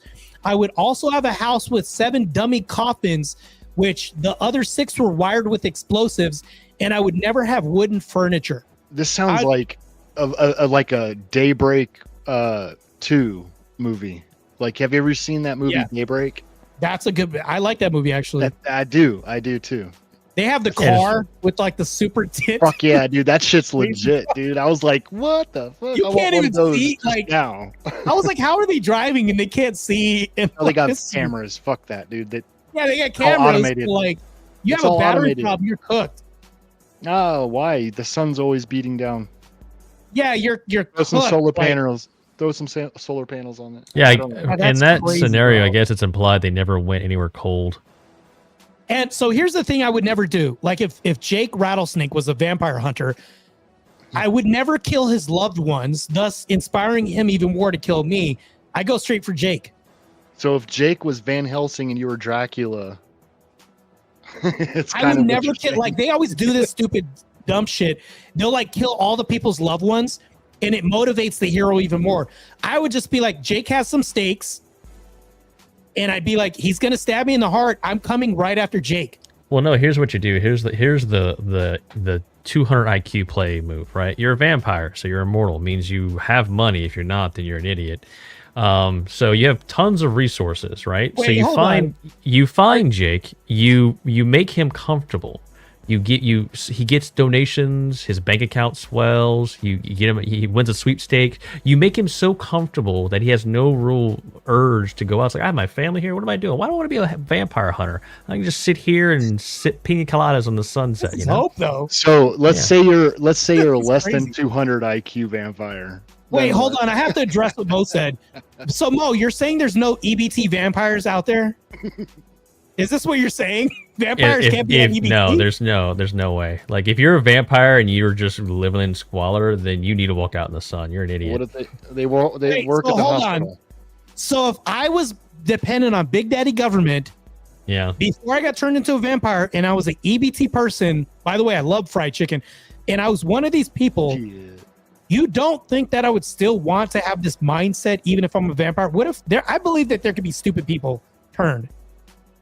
Oh, so you're saying that, this knuckle dragging retard got turned and he just picks up where he left off and doesn't improve anything. I mean, that does track. I could see that scenario. Vampire. He's now a liberal vampire. And he's dependent on EBT. That's all he knows. Let's be honest here. Or what if you're like a really old person and you're like, with a walker with the balls on the end of it, you walk slow, and then you get turned, and then you're just like that forever. You can't chase anybody down. You try to suck their blood, and they just you have a casually walk away from you, and then you can't catch them. I got some lollipops for you. They just casually walk away, and you can't catch them. That'd be hell. Yeah, you'd be cooked, man. You'd be known as you'd be a joke. You'd be known as like the local vampire that no one's scared of because you're just too old and decrepit to do anything about it. All right, I'm gonna move on real quick. We have a couple of other things too. Okay, here we go. Haunted house dilemma. Final girl trope. Monster empathy. Yeah. Oh shit! Here we go. This isn't as crazy, but I'm going to read it anyways. In films like Frankenstein or The Shape of Water, if you guys have seen that movie either, seen one of those. Society attempt to understand and coexist with misunderstood monsters, or is their destruction necessary for human safety? Repeat the first part. In films like Frankenstein or The Shape of Water, should society attempt to understand and coexist with misunderstood monsters, or is their destruction necessary for human safety? Nah, we should understand them. Fuck it. I think a lot of the world's problems currently is trying to understand perceived misunderstood monsters. So I think we should get rid of them. Get rid of them. Yeah. So Mo's like, we should just destroy these abominations. I just jumped in and I was like, just maybe degenerate abominations. We might understand how to get rid of them easier, but he's like, fuck it, just get rid of them off the bat. Yeah, So we should just. Oh, you guys sound like. I think we should learn to understand them better. This is the way we have. So we can be more effective at killing them. Yes. So you want to kill these monsters, and then probably. You know what's good? Well, if you just kill them all off, they go and fucking hide, and then you don't. Yeah, that could be true. You learn to understand them. Their bodies. I mean, after they're dead. We always learn to understand before we jump in there, right? Well, here's the thing, though. They're always going to be philosophically the outsiders, right? And so if you cradle them and then get them and help them, repopulate or whatever, and they're comfortable. Monsters are usually implied monsters are stronger, faster than humans. It's only a matter of time before they get into a position where they're like, you know what, maybe we should control things. But historically, they're not always recognizable. Like werewolves or something like that. Should we kill werewolves, or should we just destroy them? Should we kill them or destroy them? I mean, not kill them or destroy them. I meant to reword this differently. Should we destroy them or try to just understand their species? Should we kill them or assimilate them or destroy them? I mean, well, I mean, not destroy, kill them or destroy, but kill them, assimilate them, or try to understand them and assimilate. I mean, what? Like Dearborn, Michigan, yeah. Like, Yeah, exactly. I don't know, man. Exactly. Dearborn is you know what? That's a good example. Dearborn's definitely an example. We're just trying to understand them. Yeah, I okay. think Did you read the Crusades? Kill them. Humanity's got enough problems on its own. I think we should destroy them. well, but to destroy them better, don't you want to understand them? Yeah, but how many soldiers are going to die in the process of you trying to understand something? How many can we save in the process of understanding them and destroying them quicker? Yeah, but you see why this is such a conundrum? I know it's an axiom and conundrum, but You're going to be losing lives. I don't think it's so I don't true, think though. it's It's so true. I don't think it's that complicated. You know, shotgun Mo's going to have place. to be the tiebreaker here because I say destroy them. You say no. Mo, what Yeah, say you? destroy them. Yeah, get rid of them. Destroy them. I think It's not easy way to complicated. destroy You point the something is to shotgun in their understand direction, and that's it. I mean, I think- what's to understand? If it bleeds, we can kill it, as the that's famous true. quote goes. True, All but right, if they so- run, then they can survive. I still say kill. Yeah, of course. But then you start to understand them too. It's a duality. What are you gonna invite them to a banquet, like the Red Wedding, and then do them in? Like, what are you planning on doing here? How much? What do you want to Have you quote? ever been deer This is hunting? crazy. You just walk out to the fucking woods and shoot a deer? No, you learn how to deer hunt. You don't just walk out and just fucking kill them. So you have to I don't know. learn. Deers learn. stumble into the middle of the road and get killed by things moving 60 Okay. miles an hour. So they're not. Yeah, but this deer could be like the Wendigo. So how do you know if it's a deer? I think we should kill them. Deer. Let's just say it's an alien and they have superior technology. Don't you want to learn to understand predator. them? You're not going to just walk out to fucking kill them first. You're going to try to understand and learn. That's how people die. Yeah, but It's how oh golly Don't- gee willikers, don't let's less check out people- what that noise is in the bush. Dies. Marte, don't less people die when we understand and know our enemy? Yeah, it's such a risk though.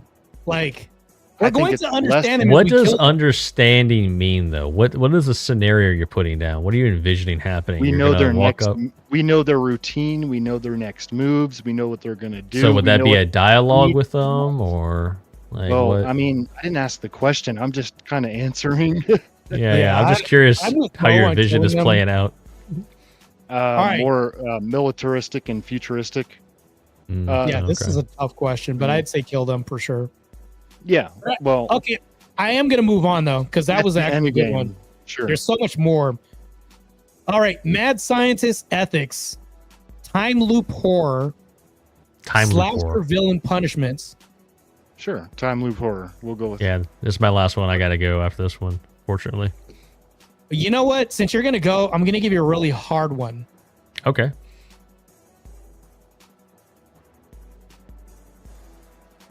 Because there's several right here. Okay. Should governments, because says government, it has Mo all over it. Should governments conceal evidence of cosmic entities to prevent mass panic, or is transparency worth the societal cost?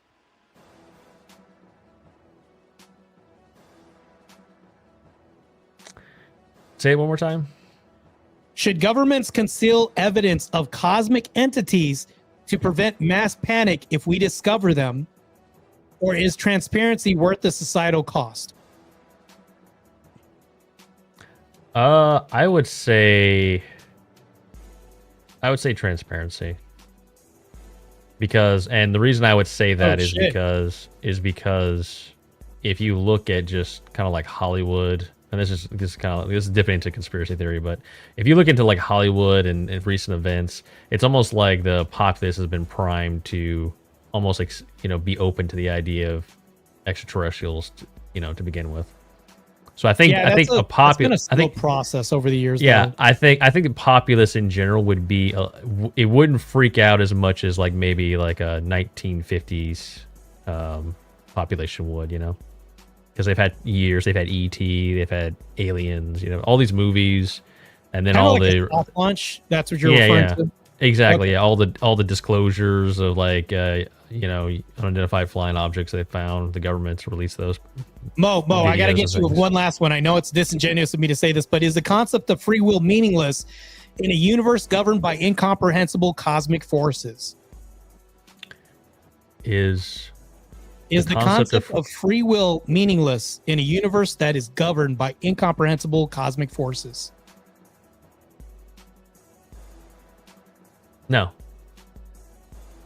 So free will is not meaningless, No. even with these incomprehensible cosmic forces that you don't understand that are greater than you. No, because you can philosophically trade out a evil entity for God, which we currently have. And you could say free will is meaningful. Yeah, that's true. Damn it. It's the same That was actually a pretty good answer. Damn. All right, man. Well, I appreciate your appearance here, Mo.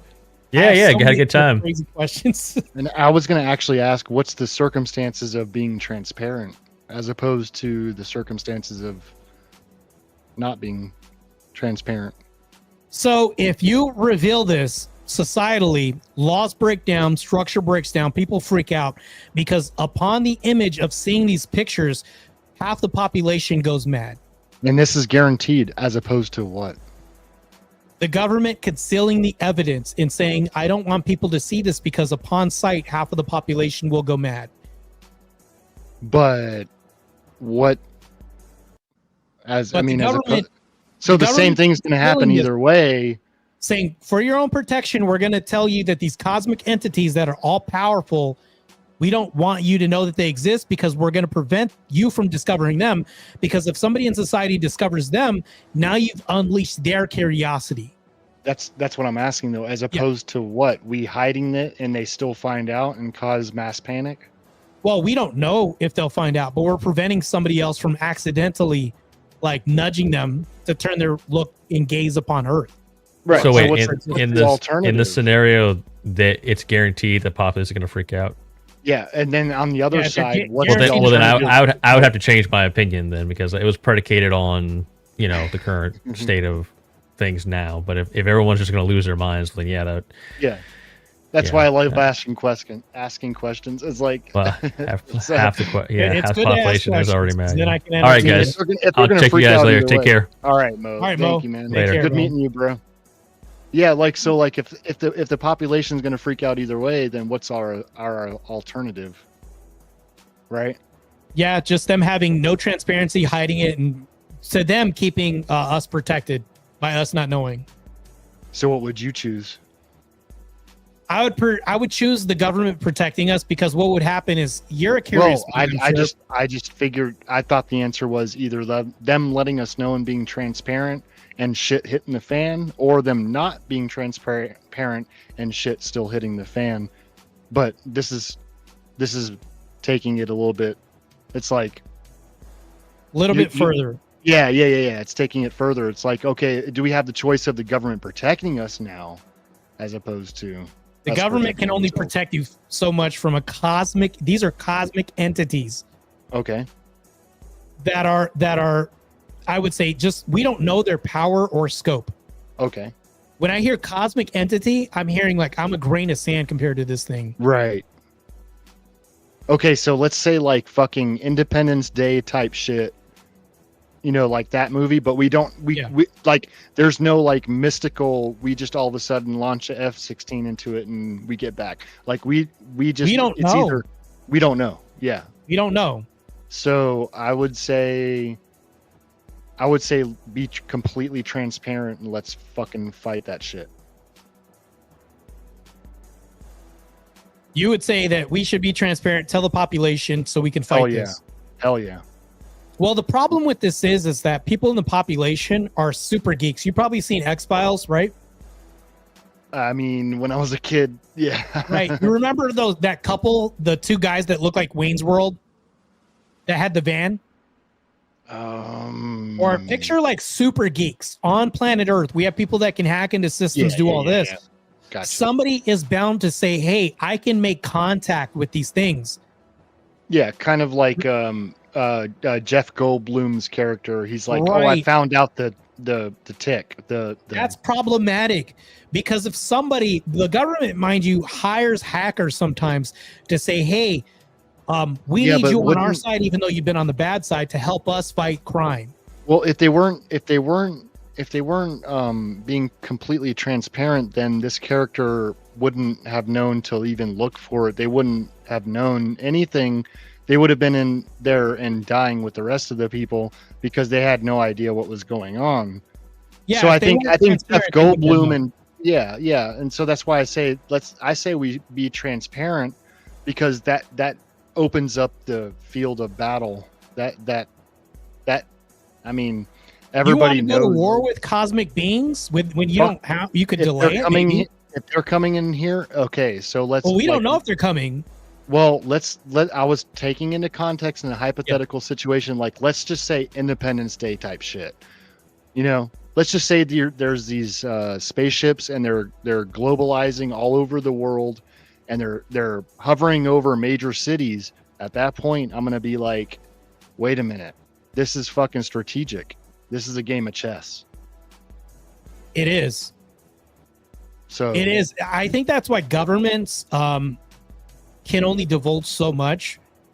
Like we're talking about like Groom Lake shit, like all that. Like I think that's why governments can't really be that transparent, because I mean you do have to think that there could be societal collapse upon knowing things that are also out of our control, or things maybe even if it's government misconduct, people can riot, head to the streets, burn shit down. So I don't know. There's a lot to consider here. Yeah.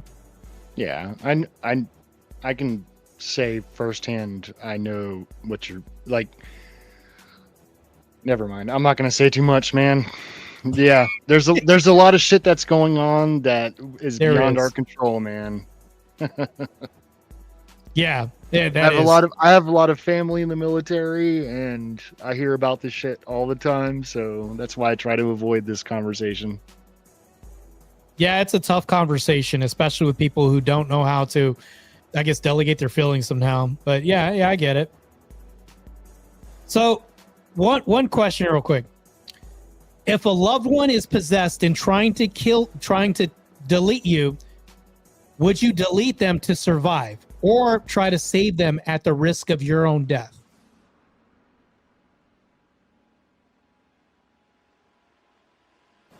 This person is possessed and trying to take you out. Would you take them out to survive or try to save them at the risk of your own death? Is there a possibility I could save them if I tried to? Well, there's a risk of your own passing away if you try to save them. But does that risk entail possibly saving them and me, or just them? Possibly. So this goes with. I'd go with the risk. I'd go with the risk and try to save them and me before I take them out instantly or just give up. So this is my possession question that I have to ask. In a demonic possession case, is it more ethical to pursue a dangerous exorcism that could destroy the host, or to contain the possessed individual indefinitely? Which is more ethical? Whoa, wait a minute. I'll read it again real quick. Yeah, please do. I'm sorry. In a demonic, this is possession and exorcism. In a demonic possession case, is it more ethical to pursue a dangerous exorcism that could destroy the host, or is it more ethical to contain the possessed individual indefinitely? Meaning like at a black site underground somewhere. So save the host. So save the host or contain them. Well, no, it's pursuing a dangerous exorcism that could kill the host, destroy the host. But could it save them or kill? It's just the only choice is to kill them. You could save them, but also you understand that this could destroy them. Or contain them. Or, yes, lock the possessed individual up in an underground black site indefinitely, forever, separating them from humanity. Forever? Yeah. Let's say, because I'll give you some context. I would try to save them.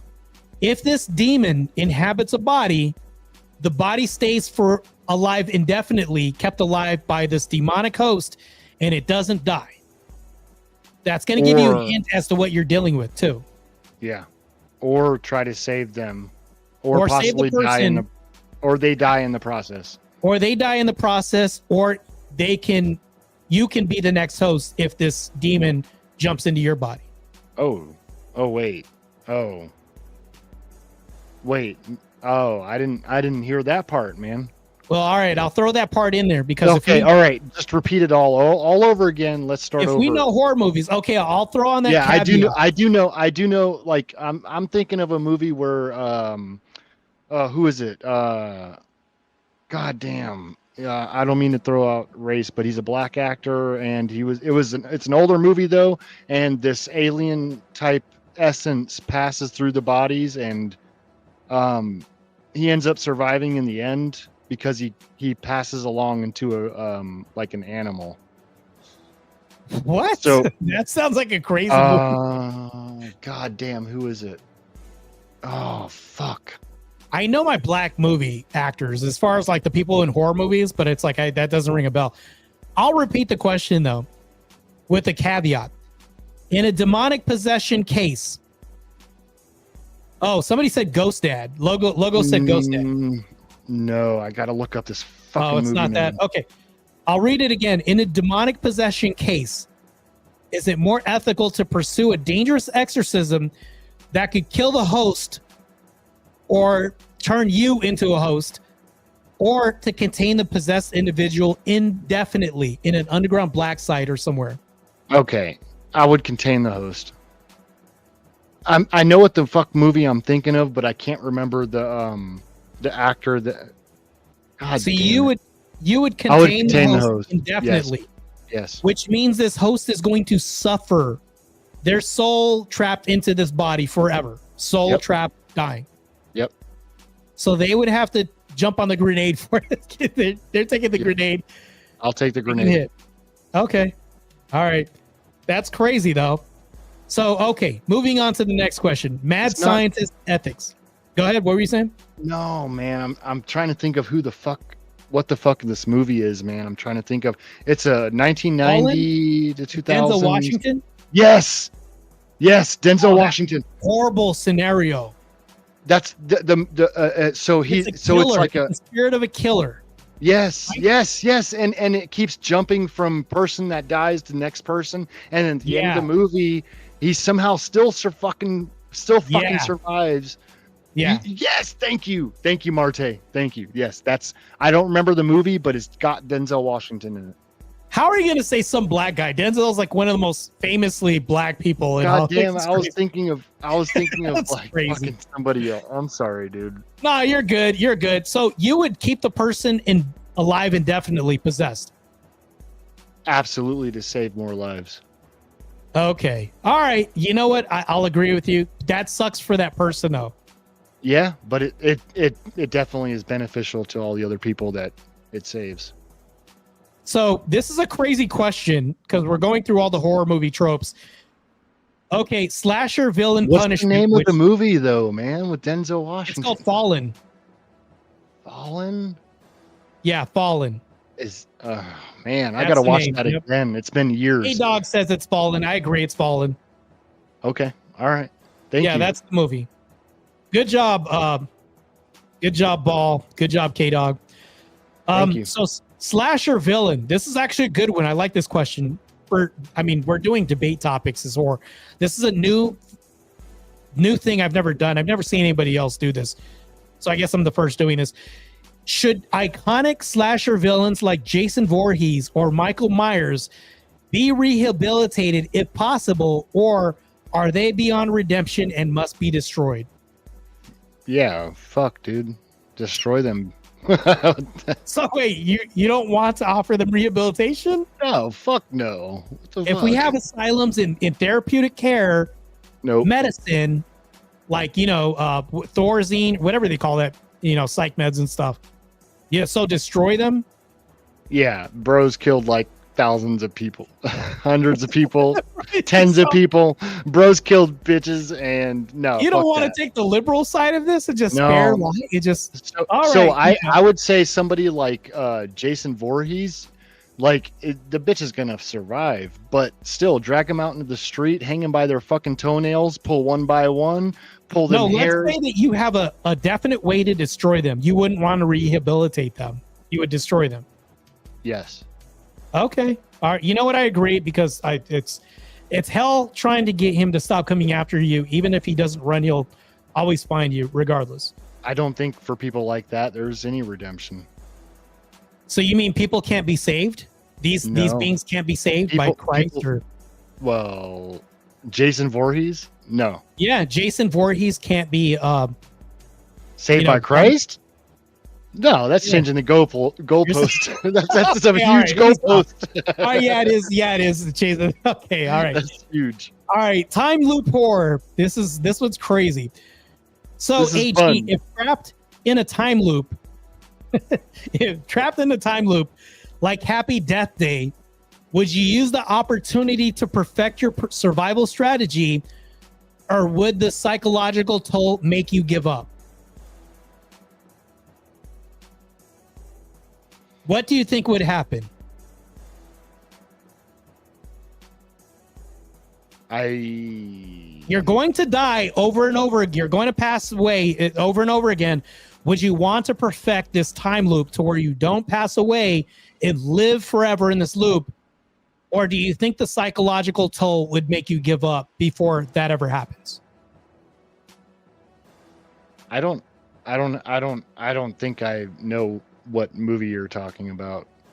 Oh, Death Day is a movie where this person wakes up and ends up being killed by I think it's like a serial killer, and they relive the next day after they die, and they relive it again, and they try to do the day differently to perfect it. But oh shit, I might have seen. Okay, I think I might have seen Dog this. says, "How bad is the death?" Okay, how about this? No, I think. Okay, go ahead. It? I'm sorry. No. So, K-Dog, this is how bad the death is. All right, let me pick something that's not TOS. I'm gonna change my mind. You just get knifed in the chest by somebody. I'll just say that. Okay. And you pass away. That's it.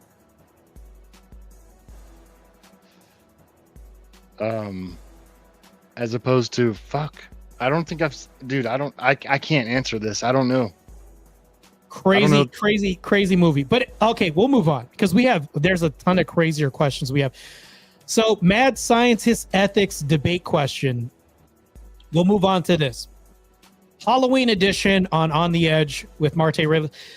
Mad Scientist Ethics AG. In horror films like Reanimator, are scientists justified in conducting unethical experiments if they could lead to groundbreaking discoveries, eliminating cancer, solving, curing HIV and everything else? Or should there be strict moral limits?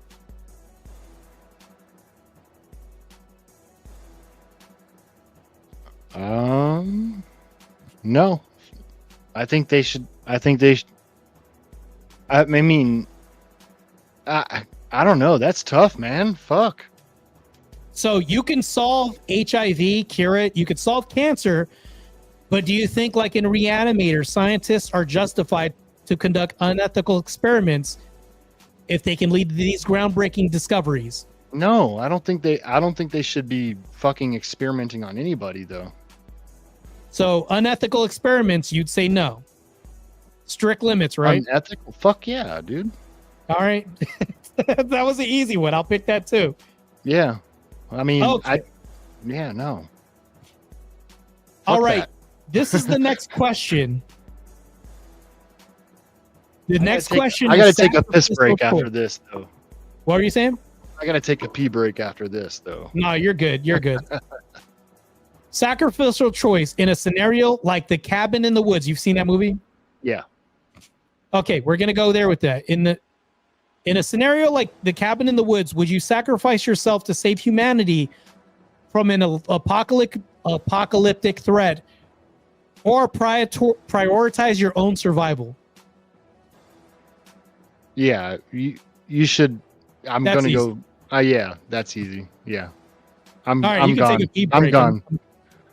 You're all good. I'm gone, and I'm gonna. Dude, I'm gonna save everything, and I'll be gone. That's easy, bro. All right, you're all good. You're gonna take a pee break though, right? Yeah, I'll be back in a minute. Yeah. All right. Yeah, you're good. Thank you.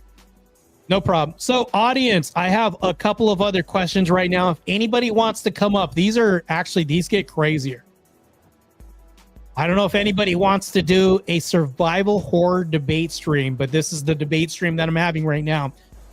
Interesting. I've never seen anybody do this before or engage in horror movie debate trivia because Halloween is upon us, one of my favorite holidays. These are also moral conundrums questions that question our ethics in survival situations. I think these are really good questions. I tried to strum up the best questions that I could. And I think these are also challenging as far as like when we think about debates that we have are surrounding morality, challenge our moral compass, our ethics, things like this. I think that these are really good questions. Because you always have these questions and conversations like in zombie survival mode scenarios, like what would you do to stay alive? What would you do to save loved ones? If your woman trips and she's in high heels in the woods, and would you stop to save her, even at the risk of both of you passing away? So all of these questions, of course, there's a lot of stupid horror movies that we see. And this is, I think, why a lot of people don't like horror, because the story ends up being a really shitty story. But I think there are good ones like The Thing. The Thing's a good one. So we're going to glance over some other questions I'm going to just kind of ask. And I know you guys probably have answers for this. Are cosmic horror entities inherently malevolent, or is their indifference to humanity the true source of terror? Next question is, should humanity seek out cosmic entities like the old ones, or is ignorance our best defense against existential dread? In a cosmic horror scenario, is it ethical to sacrifice a small group to appease an eldritch being if it ensures humanity's survival? Next question is like the Evil Dead. Does the pursuit of forbidden knowledge, like the Necronomicon, justify the risk of unleashing cosmic horrors? If we want to find out something that we've never found out, I guess that's how we pass away. A lot of other questions out here that I could ask. K-Dog says, I would want to know the truth if there's something else out there. We could be opening a Pandora's box which probably could never be closed again. I'll ask some other questions. Is the fear of cosmic horror rooted in humanity's loss of control, or is it a natural response to the unknown? Really, actually, that's a really good question. Is the fear of cosmic horror rooted in humanity's loss of control, or is it a natural response to the unknown? Next question is, would advanced technology protect humanity from cosmic entities, or would it accelerate our downfall? Once again, morals and ethics questions here as well too. There's a whole cosmic horror scenario bit of questions that I have here too. Are cosmic horror scenarios a reflection of humanity's fear of its own extinction, or do they reveal a deeper truth about the universe? I think that's a really stupid question, actually. Move on. Would forming an alliance with a lesser monster or entity to combat a greater one be a pragmatic strategy or a doomed betrayal of humanity? Does the psychological toll of encountering monsters or cosmic horrors outweigh the potential for scientific or philosophical breakthroughs? Next question. You guys can come up if you guys want to come up as well too. The link is also in the stream. These aren't even the crazy questions that I have. One thing that I'll say last for cosmic horror is, in a cosmic horror scenario, is it better to resist an inevitable fate or to accept humanity's place as an insignificance in the grand cosmic order? I actually don't like that question either. So here we go. These are going to be some crazy questions right now. These are the tough situations that we're going to get into. Here are 15 debate prompts centered around tough decisions characters often face in horror movies, designed to spark discussion about morality, ethics, survival, and human nature under pressure. This is kind of like the challenge round, actually, that I had. But I'm kind of fleshing these out because I was going to have a horror debate. Somehow my computer kind of flunked and just took a big dump. But I might as well just flesh these out. I might get back to these at a later stream. I actually have probably like 50 other crazier questions, but I'm not going to tackle all those in the stream.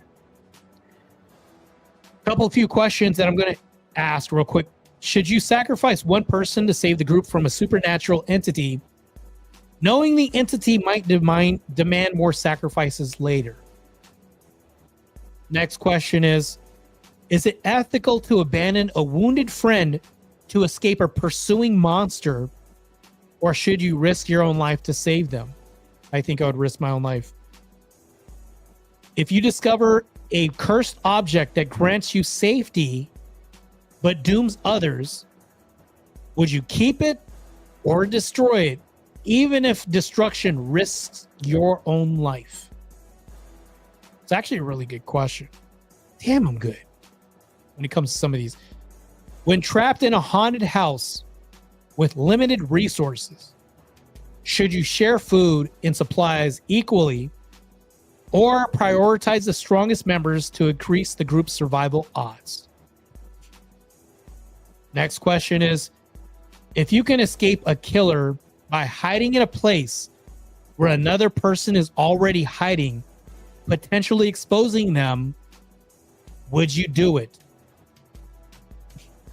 Hey Dog says, well, yeah, you don't have to outrun the bear. You just have to outrun your friend. You know what? True. I mean, I guess that could buy you time, especially from a killer. But this wouldn't be a bear. This would be like Michael Myers or something like that. Or Jason Voorhees, actually. Because Halloween's around the corner, we're going to switch to women choosing the Michael Myers or Jason Voorhees and not the bear. Next one. Should you trust a stranger who claims to know how to defeat a monster, but demands you to follow their dangerous plan without question? Next one. If a loved one is possessed and trying to destroy you, would you destroy them to survive or risk them to save your own death? I think I already asked this too. Oh, shit. Sorry about that, man. What's up, man? You're good. K-Dog, yeah, you don't have to outrun anyone if you push your friend down and run from the bear. In this case, it would be the Michael Myers. There was actually a good question, AG, that I had, which was crazy. All right, these are horror situations. Let me read this again real quick. Here are 15 debate prompts centered around tough decisions characters often face in horror movies designed to spark discussion about morality, ethics, Christian ethics, or anything else in survival, and human nature under pressure. Okay. I'm going to ask you one question. We're going to see where your morality lies. Oh, man. If you can escape a killer by hiding in a place where another person's already hiding, potentially exposing them, would you do it? How would I survive, though, if I'm already potentially exposing them? Well, I mean, let's say that that's a place and you could find another place, but you're going to lose time from the killer chasing you. I would say there's no risk involved because you're already exposing them. I mean, thus exposing yourself. So you're killing both of you. It kind of sucks. So you would say that you would not want to hide in the place where they're already hiding. No, most definitely not. You wouldn't? Okay. So especially if I already knew they were already going to be exposed. Why would I hide there? Well, what if we don't know? They found a good hiding spot. Well, but it exposes them if it exposes them more if you hide with them. Okay. It exposes them more if I hide with them? I would hide somewhere else. Okay, so you would choose to hide somewhere. Hey, welcome to if it exposes them less if I hide somewhere else, then I would hide somewhere else. Okay. Yeah, that's fair enough. Welcome to the survival stream, Blood Logos debate. This is survival blood day. All right, I'm kind of mincing my words a little bit. You look wicked, dude. The survival debate stream. There.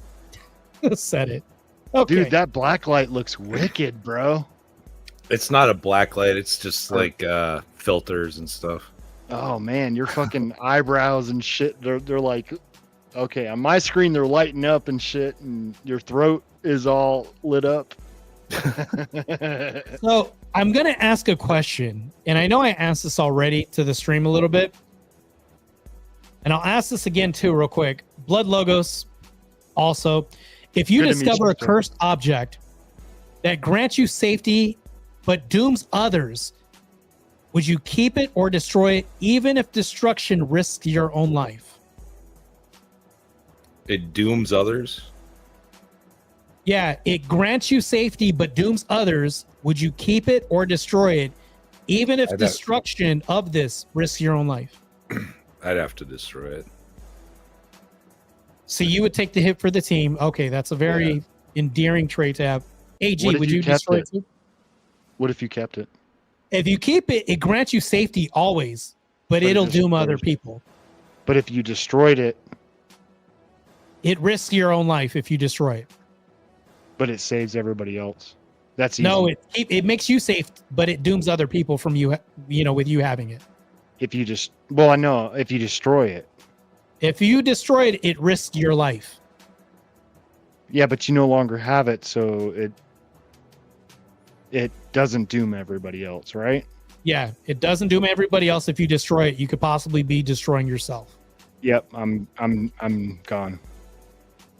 Wait, hold That's on. This easy. is an ethical question because if you think about it from a Christian ethos, I don't know what your belief system is, but knowingly taking your own self out is a sin.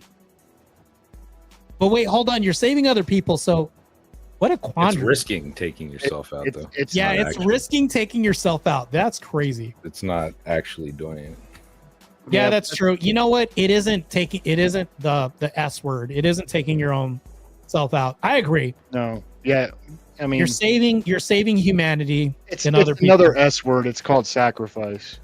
Yeah, it's sacrifice. We'll say that. It is sacrifice. Okay, to me that makes sense. For sure. All right, I'm going to ask another question. This is a zombie outbreak question. These are scenarios Yes.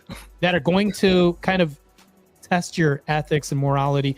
When facing a zombie outbreak, is it better to stay in a fortified location with limited supplies or risk traveling to find a rumored safe zone that you don't even know exists?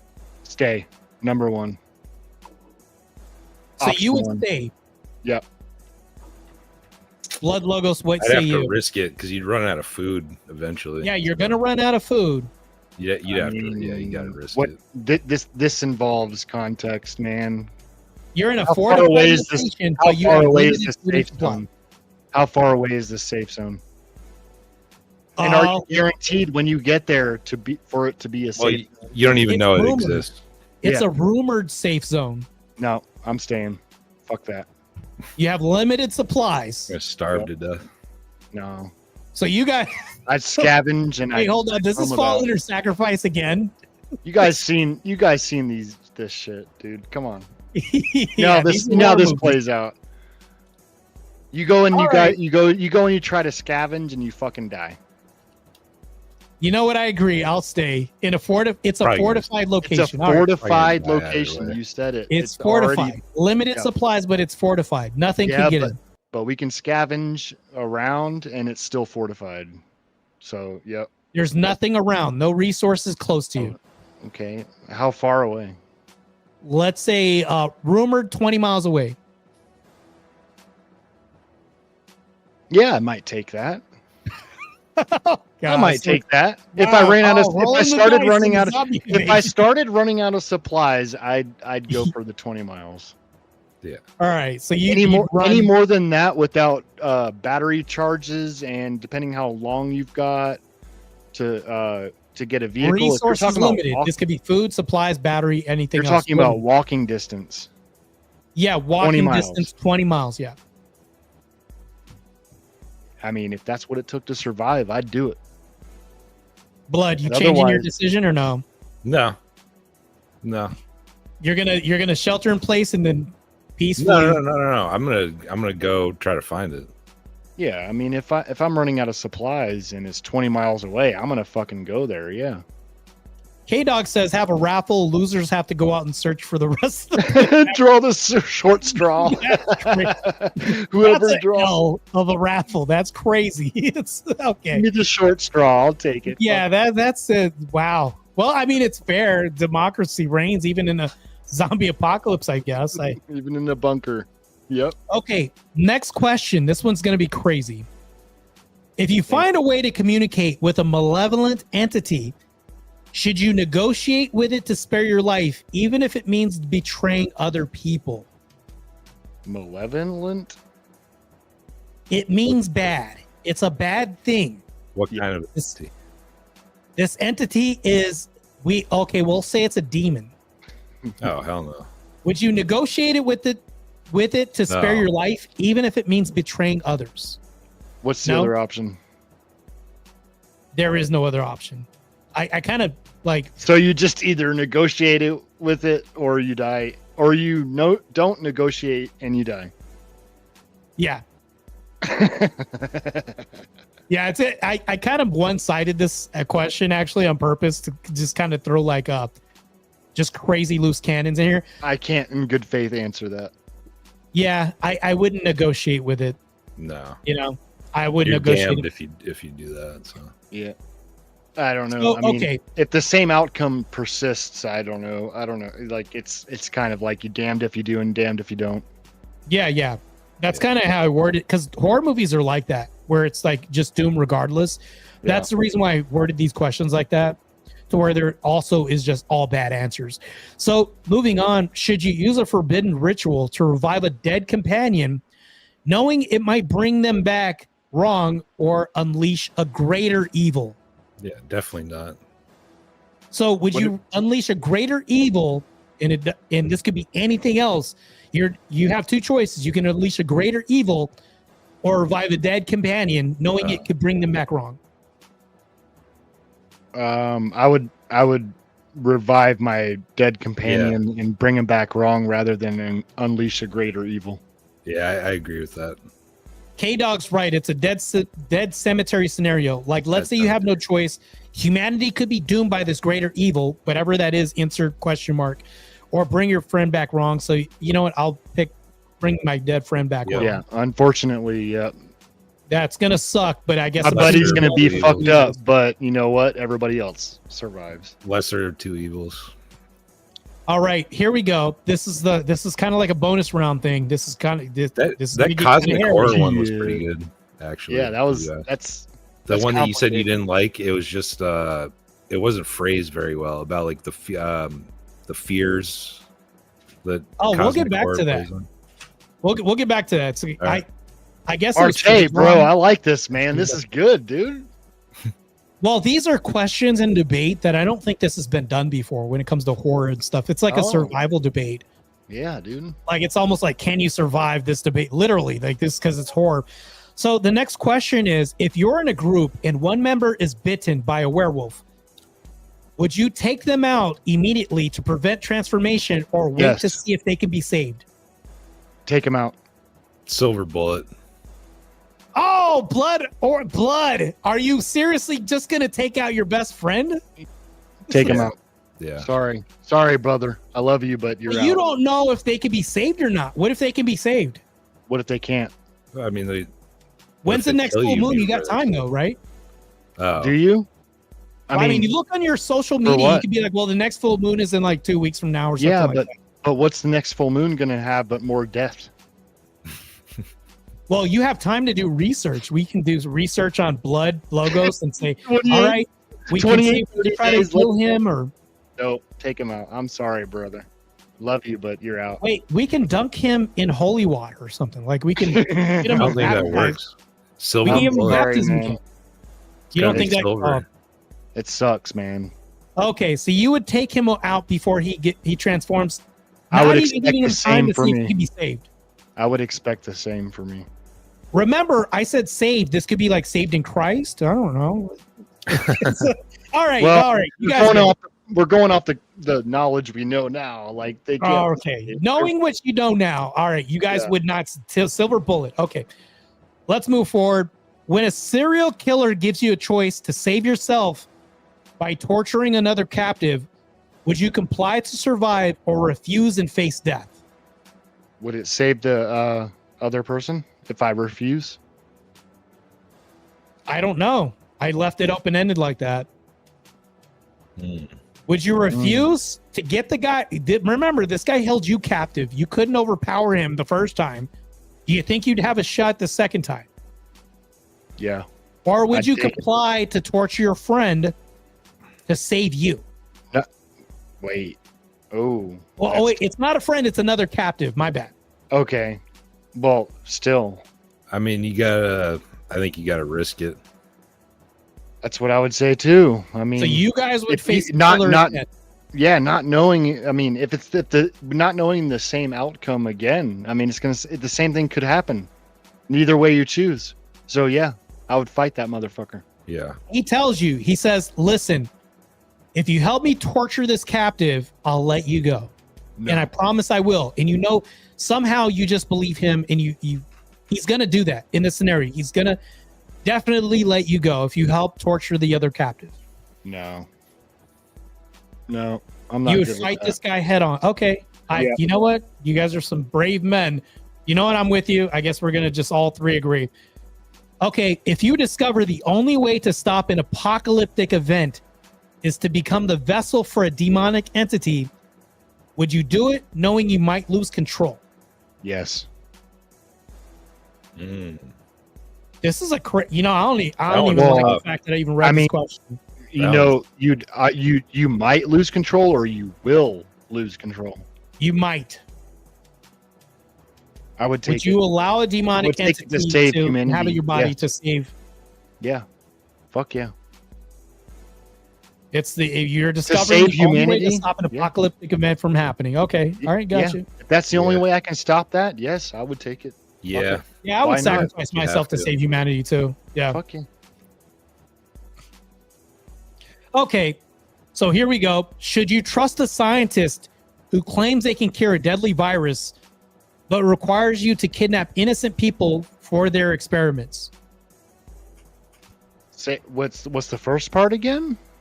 Should you trust the scientist who claims they can cure a deadly virus, but they require you to kidnap innocent people for these experiments? Why should I No. trust them if they're requiring me I to don't trust kidnap- scientists as it is. So Okay, so that's a that. negative for all three of us. Okay, both of us are not going to do this. All right, here we go before we get to the cosmic entity questions. If you're hiding from a creature that hunts by sound, would you silence a crying child to save the group, even if it means harming the group or harming the child? Wait, what? Now, if we would we Wait, hold on. silence- Actually, this question was worded wrong. Yeah, that's kind of worded. Can that's re- a- that's rephrase a- that. Okay, we're going to go back to the cosmic entity questions real quick. All right. Does the pursuit of forbidden knowledge, like the Necronomicon, justify the risk of unleashing cosmic horrors? no. Yeah, no. I would say no. Okay, I have to go with the chat real quick. Crucible Crusader says never harm a child. I agree. Agree. But Cam the King says baby go night night to save the group. That's crazy. Well, I mean, if you put it depends on the wording of the question. I mean, if, I think you that know, that's what the question was when I wrote it. I have like 30 other questions on my other folder, but yeah.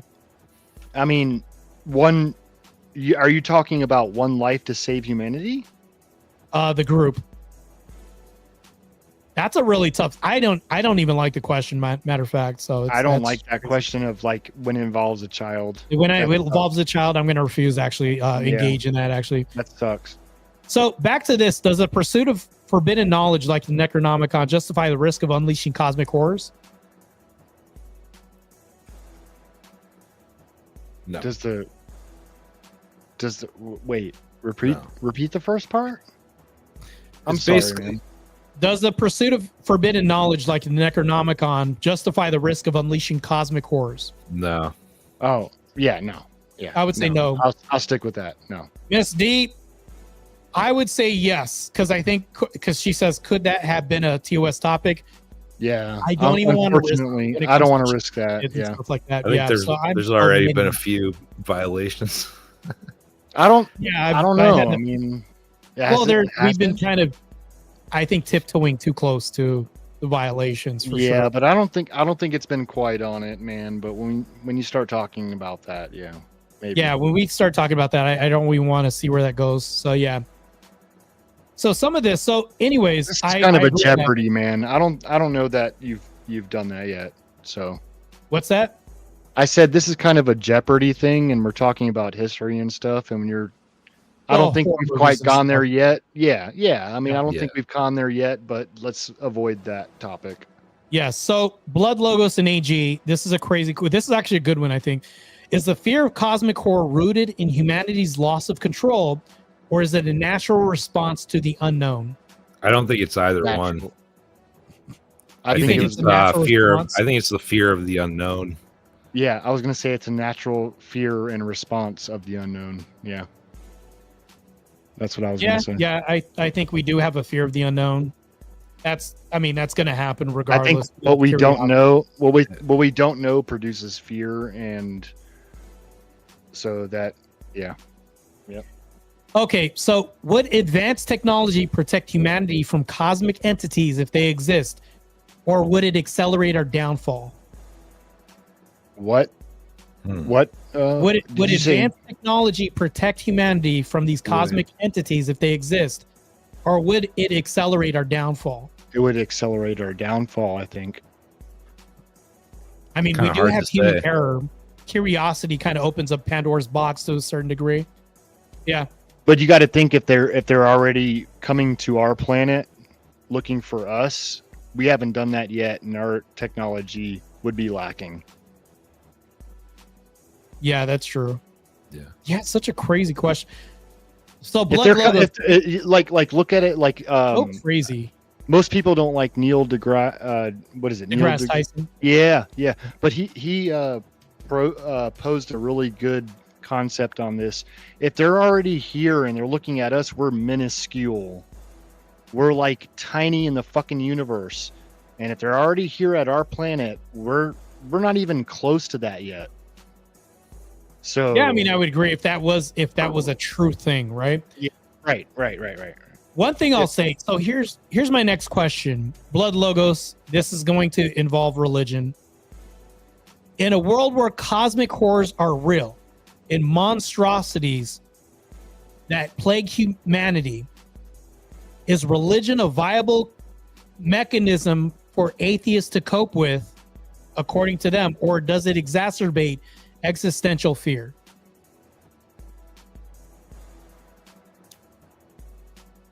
I'm not sure I understand that. Can you say that again? In a world where cosmic horrors are real, is religion a viable coping mechanism for atheists, or does it exacerbate existential fear for them? I mean, I guess it's. I don't know. I'm not atheist. These are atheists and they don't believe, right? It would exacerbate existential fear for them. Well, here's one thing that I'll pose. Depends on the person, I would think. Here's one thing that I think is really interesting. The interesting thing is, if you remember movies like The Exorcist back in the day, the reason why people were you guys remember the videos of people vomiting and passing out back in the day? Yeah. That was a big phenomenon. I think the reason why it was so powerful, and this is why I think, being a Christian is extremely powerful. Here's the thing, though, is that K-Dog brings up a good point. It might bring some non-believers into believe. I believe so, too. Yeah. The reason why I think that The Exorcist was so powerful at the time, people are passing out, there's barf bags, there was literally ambulances showing up, and this was like a big phenomenon during the time, is because people were more religious back in those days. They believed, I think Christianity had its roots deeper into American society. And I think because of that, people also believed in the latter. They believed in evil, right? They believed in demonic possession, entities, things like this. I think that's why nowadays, I think now that people are kind of trying to attack Christianity, say it's not true, I think that when we see religious movies that are like demonic entity horror, things like this, they don't scare people that much, because I think people are less believers than they used to be. That's just That's a fair. theory. I mean, that's fair. I think that has something to do with it. It was That's a kind theory of I have. We've been able to put That'd be images with some of the words that we weren't able to before. Before it was just a kind of a description out of a book and from Yeah, words. right. Now we're able to put an actual image to it, and people are like, We're desensitized to it. "Yeah, desensitized." Yep. Thank you. Yeah, being desensitized. Yeah, I think now we're being desensitized to it. That also kind of hurts the genre as well too. But I think that if you're somebody who is Christian, I'm an Orthodox Christian believer. I think that if you are a believer, you know, these movies do hold a greater sense of fear when it comes to certain things, but also not, because I think that if you're a Christian, you have greater protection from these things as well too. So it just depends on who. If you're talking to like Protestants, maybe the answer may be a little different. I don't know. This question can kind of go different ways. I mean, it definitely can go different depending on if you're talking to Protestants or Mormons or, you know. Yeah. it Or a depends. Muslim. So it's just. Yeah. I mean, they show up at your fucking door. Yeah. You don't have a no soliciting sign. So I have a question again. Would forming an allegiance with a lesser cosmic entity or monster to combat a greater one be a pragmatic strategy or a doomed betrayal of humanity?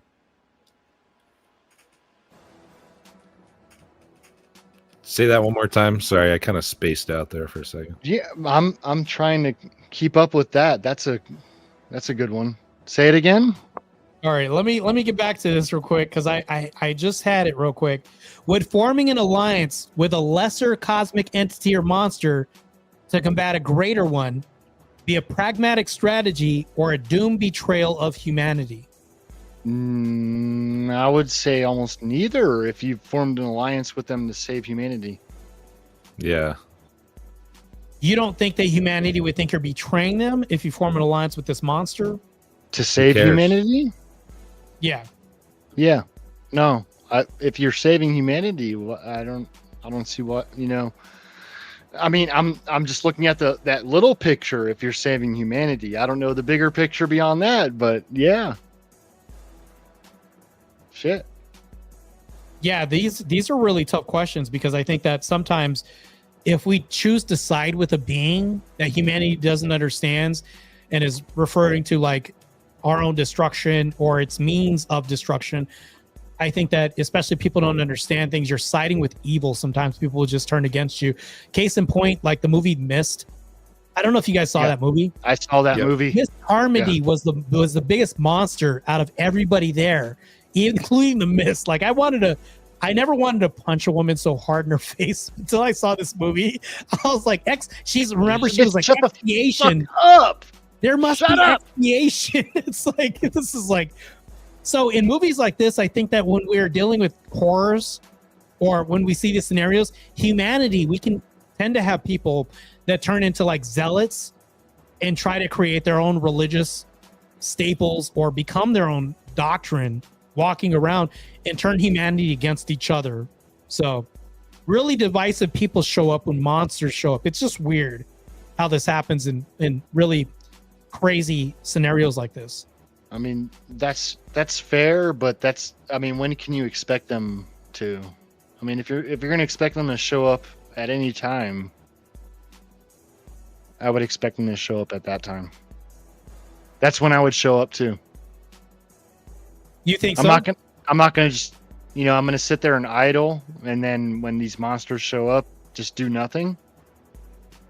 No. Yeah, I think you guys are fighters. I think you guys would definitely fight. I think that's what would happen. Blood Logos would go and he'd say, you know what? I'll take myself out if I have to just save everybody else. I think truly you guys are men that would die on the sinking ship as the wife or the women and kids float off. I think you guys are classical, traditional men by your answers, and I do see that for sure. So it's just tough. Admittedly, I'd rather jump on the grenade and save the crew than the crew go out. So now we're moving into like the final round. This is the final round. This is Would You Rather horror movie series. Here are 15 tough would you rather questions themed around, and I wrote these kind of like last night, themed around surviving a horror movie designed to challenge your decisions, making in grim high stakes scenario for Blood, Logos, and AG. Would you rather be trapped in a haunted house with a ghost that can possess you but move slowly, or face a fast moving monster that's always visible but can't enter small spaces? What is this? What does the small spaces have to? Like, you can buy time by moving in small spaces. Yeah. Like, you're being chased by a ghost that can possess you, but it moves very slowly. Or would you rather run from a fast-moving monster that you can always see but can't enter any small spaces? Meaning, I'd like rather- under the sink. I'd rather take them on. So you're just gonna say screw the I'm not two gonna run- choices.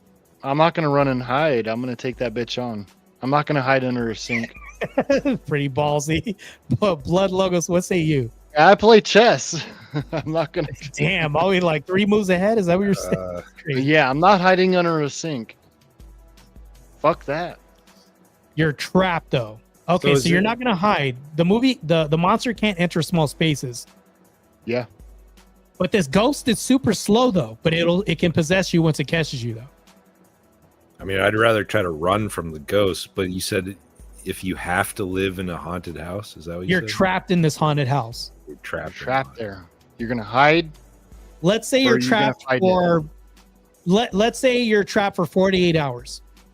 I'd rather go with the ghost. I could stay up for 48 hours if I had You can to. stay up for 48. Okay, you UAG. Let's go for the ghost or stay up for. So I'm not 48 sure I- hours you're trapped in a haunted house Okay. with a ghost that can possess you, but it moves really slowly, or face a fast moving monster that's always visible but can't enter small spaces. Yeah, I'll take the second option. The monster. Yeah, I'll fight I'll that take bitch. the ghost because I'll just The ghost. stay He can't away. enter. He can't enter small spaces, so that's where I'll go. I guess. Yeah, you're Is in there that the for question? 48 hours. I guess you have to just wait it out.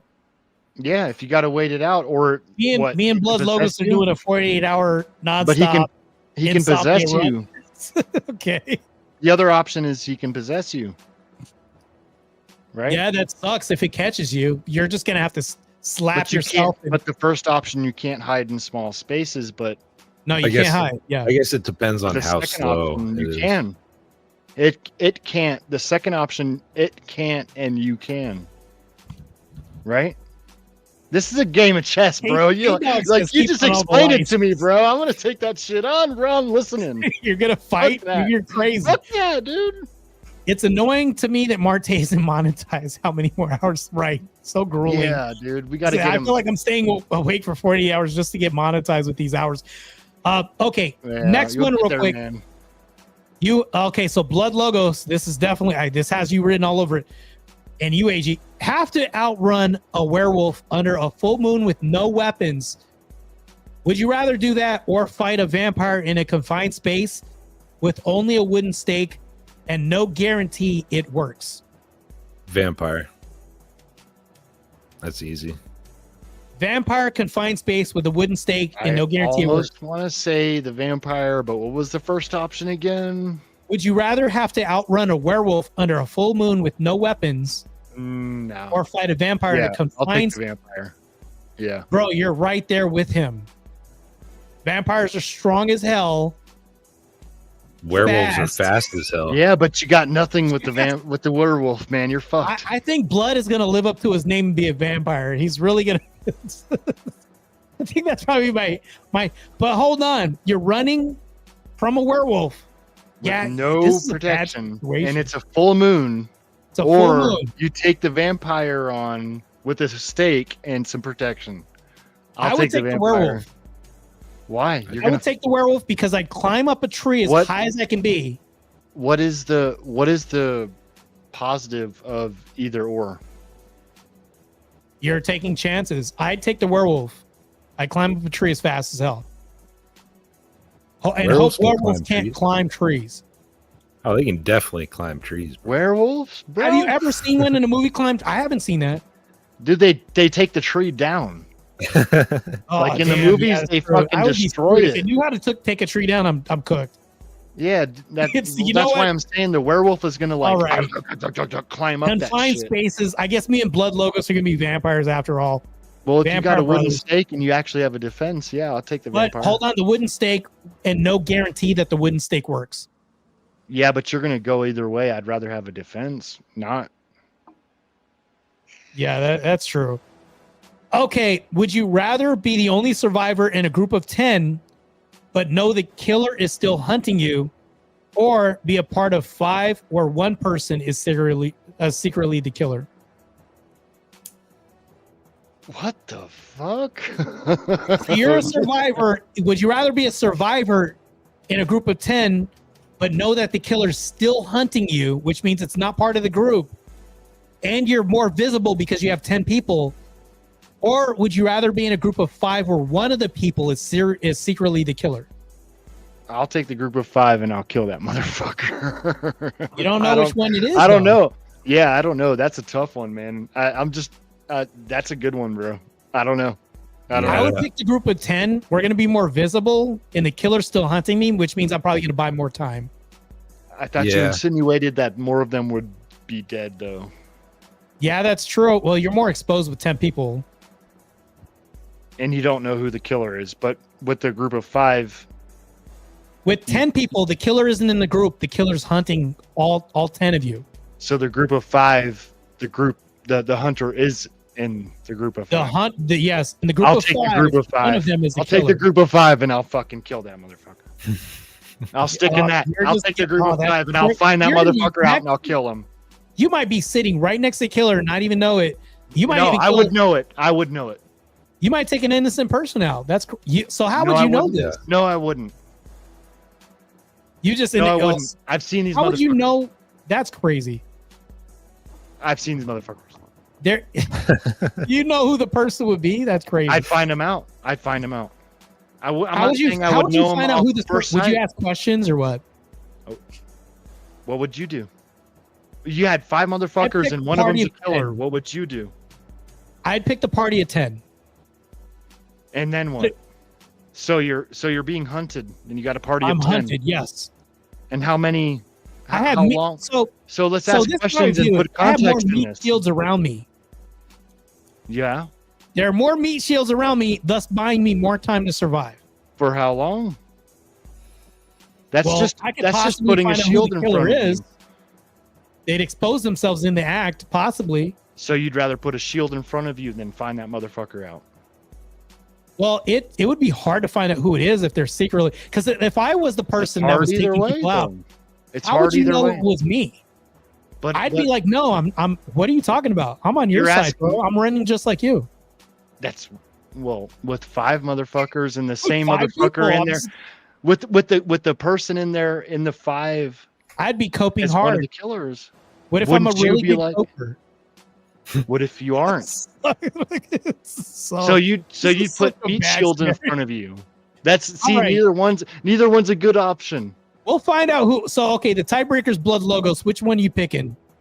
You're gonna put meat shield in front of you, or are you gonna find that motherfucker out? Which one? You're gonna be in the group of 5 where one might be the killer, or you're gonna pick 10 people, group party of 10 where you're being 10 hunted. meat shields. I'd have to pick the 10. I'll that's a pick the tough 10 one, too. but I'd Okay, have to so go 10. 10 wins. 10 wins. Damn. You're gonna put 10 meat shields in front of you. Yeah. Damn. Rather than put 5, which is less, Okay. and find the motherfucker out and kill him. I'd pick 10. Damn. You're right next to a killer. You may be like, and then Yeah, one person might who's be his innocent first might best. sound like a killer because he's convincing you that he's not, and he's 5 is- truthfully being honest. 5 is less than 10, and you could find the motherfucker out and kill them. But He's 10 buying you he's time in though. your mix. Don't you think that you'd find the motherfucker out that's in your mix sooner than you would find somebody that's not? And you're All putting that is 10 meat we don't shields know. in front of That's I don't know. Damn. Yeah, that's a really tough. I picked 10 people. I wouldn't put 10 people in front of me instead of 5.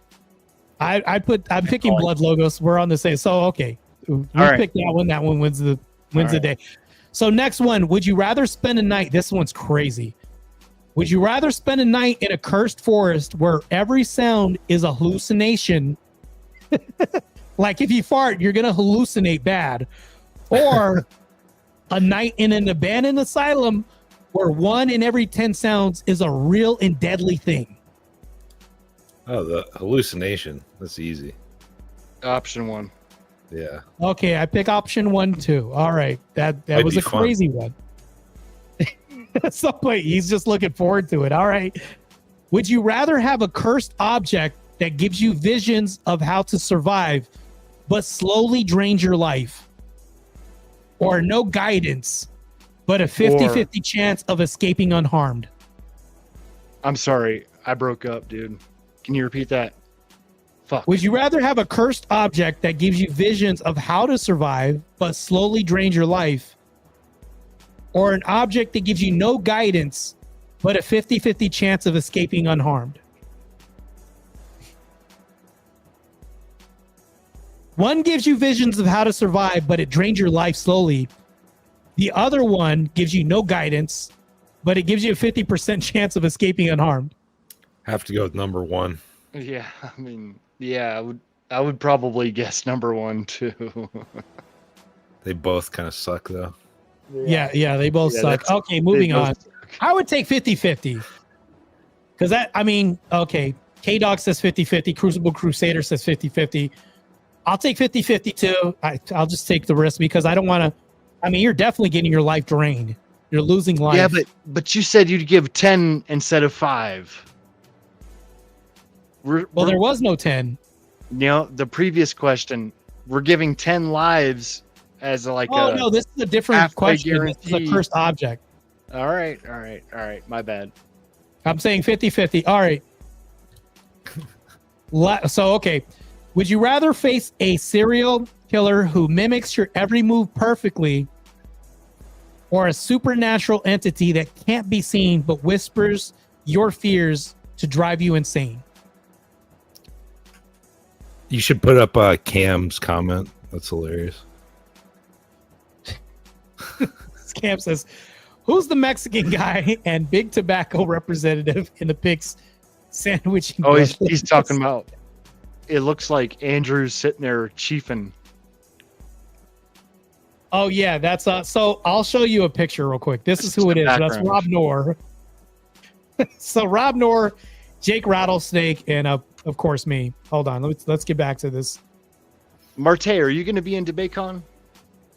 No, I want to be in DebateCon. Fuck. That's another scenario. Are you gonna be there? Or what's that? Are you gonna be there? No, I wish I was there, let alone being one of the debaters. Yeah. I was just at Jubilee this past week. Well, the weekend before I was at Jubilee debating a tech billionaire named Brian Johnson. Because he thinks he can be immortal, and I was debating him on his system of immortality as a prescription for humanity. So, oh shit, this guy thinks he can live forever, and he wants to live forever. He wants us to be the first generation that doesn't die. So I flew to LA to do a debate against this guy in Jubilee. It'll come out, I don't know when the episode's premiering, but I fucking destroyed this guy. It wasn't a tough task to do. So yeah, it was good. I'll actually show the episode on my channel and show the link. You know what? Jubilee's funny because they tend to report your channel if you post their clip. It's just weird. So hopefully maybe because I'm in the episode debating this guy and destroying him, that maybe I can show it to. I'll ask them directly because I have their producer's number. So anyways, okay, here we go. So much shit getting reported and getting it's so crazy. It's so YouTube. Stupid. It is stupid. So I'll ask a different question because the last one was kind of weird. Would you rather be stuck in a time loop where you relive the same deadly night until you escape, or have one shot to survive a night with no second chance and no clues? So the first option is over and over again. Is there a possibility? So would you rather be stuck in a time loop where you relive the same deadly night until you escape, which could possibly drive you mad, or have one shot to survive a night with no second chance and no clues? I'll take the first one because there's a possibility you could still, and you get multiple chances. True, but that can drive Yeah. you crazy. Yeah. Okay, I'll pick number 1. Blood Logos, what say you? Yeah, I'd pick the time loop. Okay. This next one is a thriller one because I know you guys like thrillers. Would you rather trust a stranger who claims to know the killer's weakness but might be lying, or go at it alone only with your instincts in a bloody trap maze? Option 2. The bitch is lying. You already know it's lying. That just off the Yeah. preface, you already know he's lying. Fuck Yeah. Option But he 2. claims to know the killer's weakness. He could He's be lying. could be telling the truth. But you said he's lying. I said might be lying. So you guys would rather choose a booby trap maze? Yeah. All right, Wait. I'll pick that one too. Because why does the stranger know the killer's weakness? Yeah, I mean, All right, how do you know the? or he's lying. Or he's lying. Like, That's crazy. We're gonna choose the bad maze. All right, this is a creature one. Would you rather be hunted by a creature that can only attack in complete darkness, or one that can only attack when you make a sound? Darkness. sound. I gotta be the tiebreaker to this shit. This is crazy. So, all right, darkness, which means you have to have a light on at all times, otherwise you pass away. Or you be quiet at all times. Right? Yeah, but even just breathing makes a sound though. So I mean, you gotta go. Well, let's say it's above breathing. Let's say it's not. You can breathe, you just can't fart or cough, or step on a tree branch or Yeah. step on a tree branch, or step on glass, or bump into like a shelf or something loud. Option 2. No sound. No sound. I pick Darkness. darkness, so I'm on Blood Yeah. Logos' side. I can re-up on flashlights and batteries, just like that Darkness Falls movie. I'll do that. I'll do darkness. Man, now You're you're gonna adding, take an L on this one. man, you're adding like batteries and all this shit, man. What if like Well, hold I'm on, talking you can about- soundproof What, your house. electricity doesn't exist? You can soundproof your whole house. You can be like, Bubble Boy with all the pop balloons, but just live in saran wrap where it's like everything is protected. but no you noise, have no right? batteries in the middle of the woods. Then what? Your Well, batteries what do you all think go about dead. Anything about the woods, though? Your batteries are all fucking dead. Can you be quiet enough? Well, this is anywhere hunted by Yeah, a it creature. doesn't say anything about the woods. Yeah, it doesn't say anything about the woods. This is anywhere. You can be your batteries go fucking dead and you're in the and there's no power and you're in the middle of the city. So what? What if it's a wind up? Those wind up ones where you wind it up and Oh it goes my on your power. God. Oh, you bring up The wind moon up and thing. stars produce light or reflect light. I was honestly thinking about if all It's complete technology darkness. was He's right about that. Complete darkness. So complete yeah, the lights darkness. are- I would go off of sound. So you would rather deal with one that can that attacks you when you make a sound? Yeah, That's I guess so. crazy. I guess so because you can't always see in the dark, but you can always be quiet. Well, accident. If it's completely you better black, not be well, you accident just prone, stay. you're cooked. Yeah. If well, you're I mean, accident prone or you slip, that's your ass. It's a wrap. survival, bro. Yeah. But I'm you picking can't always have flashlights and you can always have batteries that are charged and you can't always be in the fucking light. But you can always be quiet. I'm gonna pick darkness. So Blood Logos and me, darkness. So darkness is it. Yeah, darkness is. I think it's easier to. Crucible Crusader says darkness is easier to defend. I agree, which makes it more people on this side. But what if you're in that complete pitch black darkness and you make a fucking sound? you're can't screwed see- because of And you complete can't darkness. see what the fuck is coming after you. But if That's you why can you don't see, stay in the dark. but if you can see, but if you're quiet, you can still see. Yeah, we Right? said you Yeah, that's can't even crazy. like cough or fart or anything. So Yeah, but you can see. Yeah. Cam Yeah, says but- he get a sinus infection, be sneezing and cook. Yeah, you'd be cooked. Yeah, don't get a cold or anything. You're done. That's He's crazy. never gonna Now we're fart changing again. we're kind of changing. I mean, that's kind of fucking Harry extending. says the everything goalposts, intersects. man. There's Come on, too much overlap. Is like that if what I you- fucking it's if I'm crazy. like, that's like, I mean, come on. All right. You got me. Whatever. Okay. Would you rather? Okay, this is crazy. Would you rather lose your ability to hear, making it harder to detect threats, or lose your ability to see, relying on only sound and touch to navigate a deadly environment? Would you rather lose your ability to hear, making it hard to detect threats in a monsterverse? I think I'll take my sight over hearing. Yeah. Yeah, I agree with that.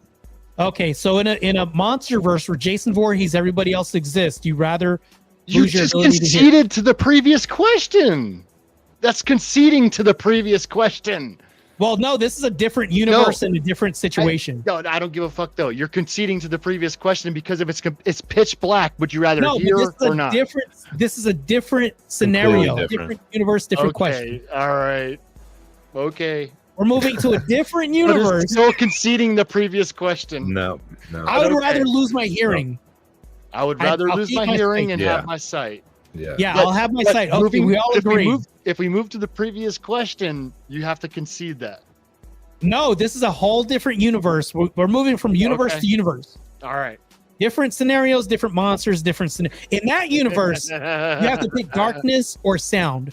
In this universe, that's like out of the way. Now we're on like It's sound or darkness. Right. Got it. So now moving on to this. So we all agree. Okay, we all agree. This is a different universe. Would you rather be forced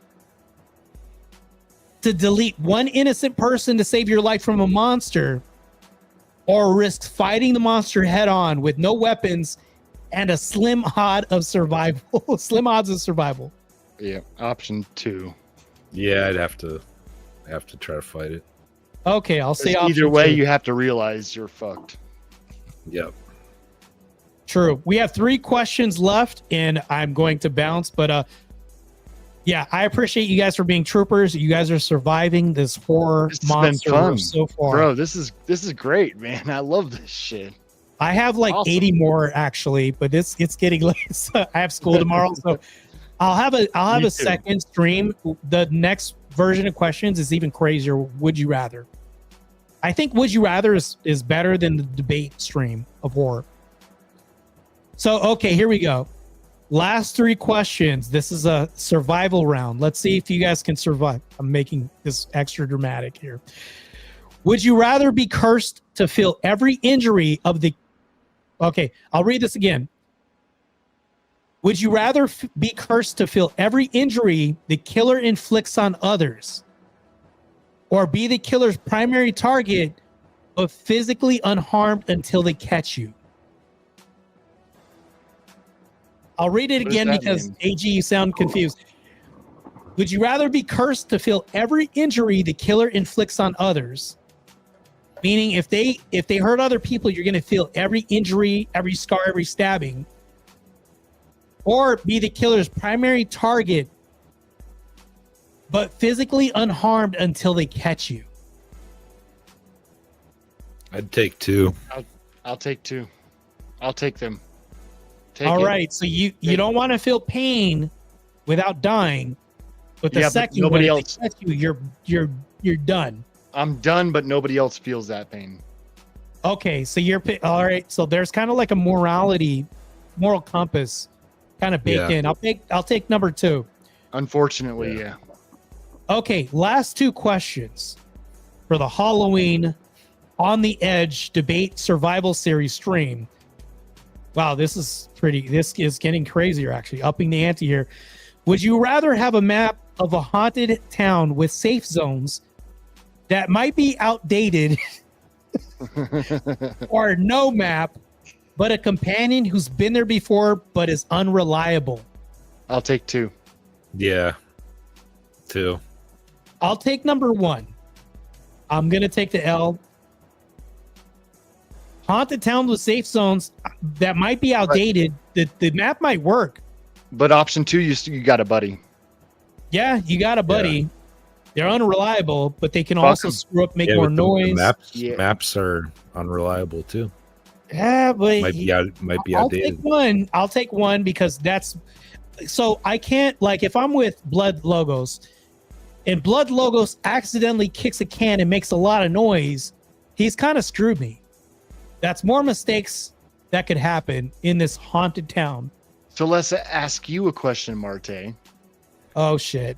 If it's Me that down. scenario, are you going to Blood Logos or are you going to Blood Logos, you're gonna have to buy me time and I'm gonna push you into I hate to say so this. you might as well choose option Blood, one. I Yeah. expect you to do the same because I would never do unto others as they would, you know what I'm saying?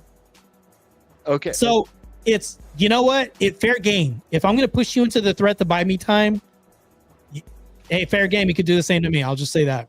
So you're taking option 2 then because fuck the map. No, got you, you're buddy. saying if I was in that situation, I would, but I'm always going to pick number one. But option 1, you don't have that, buddy.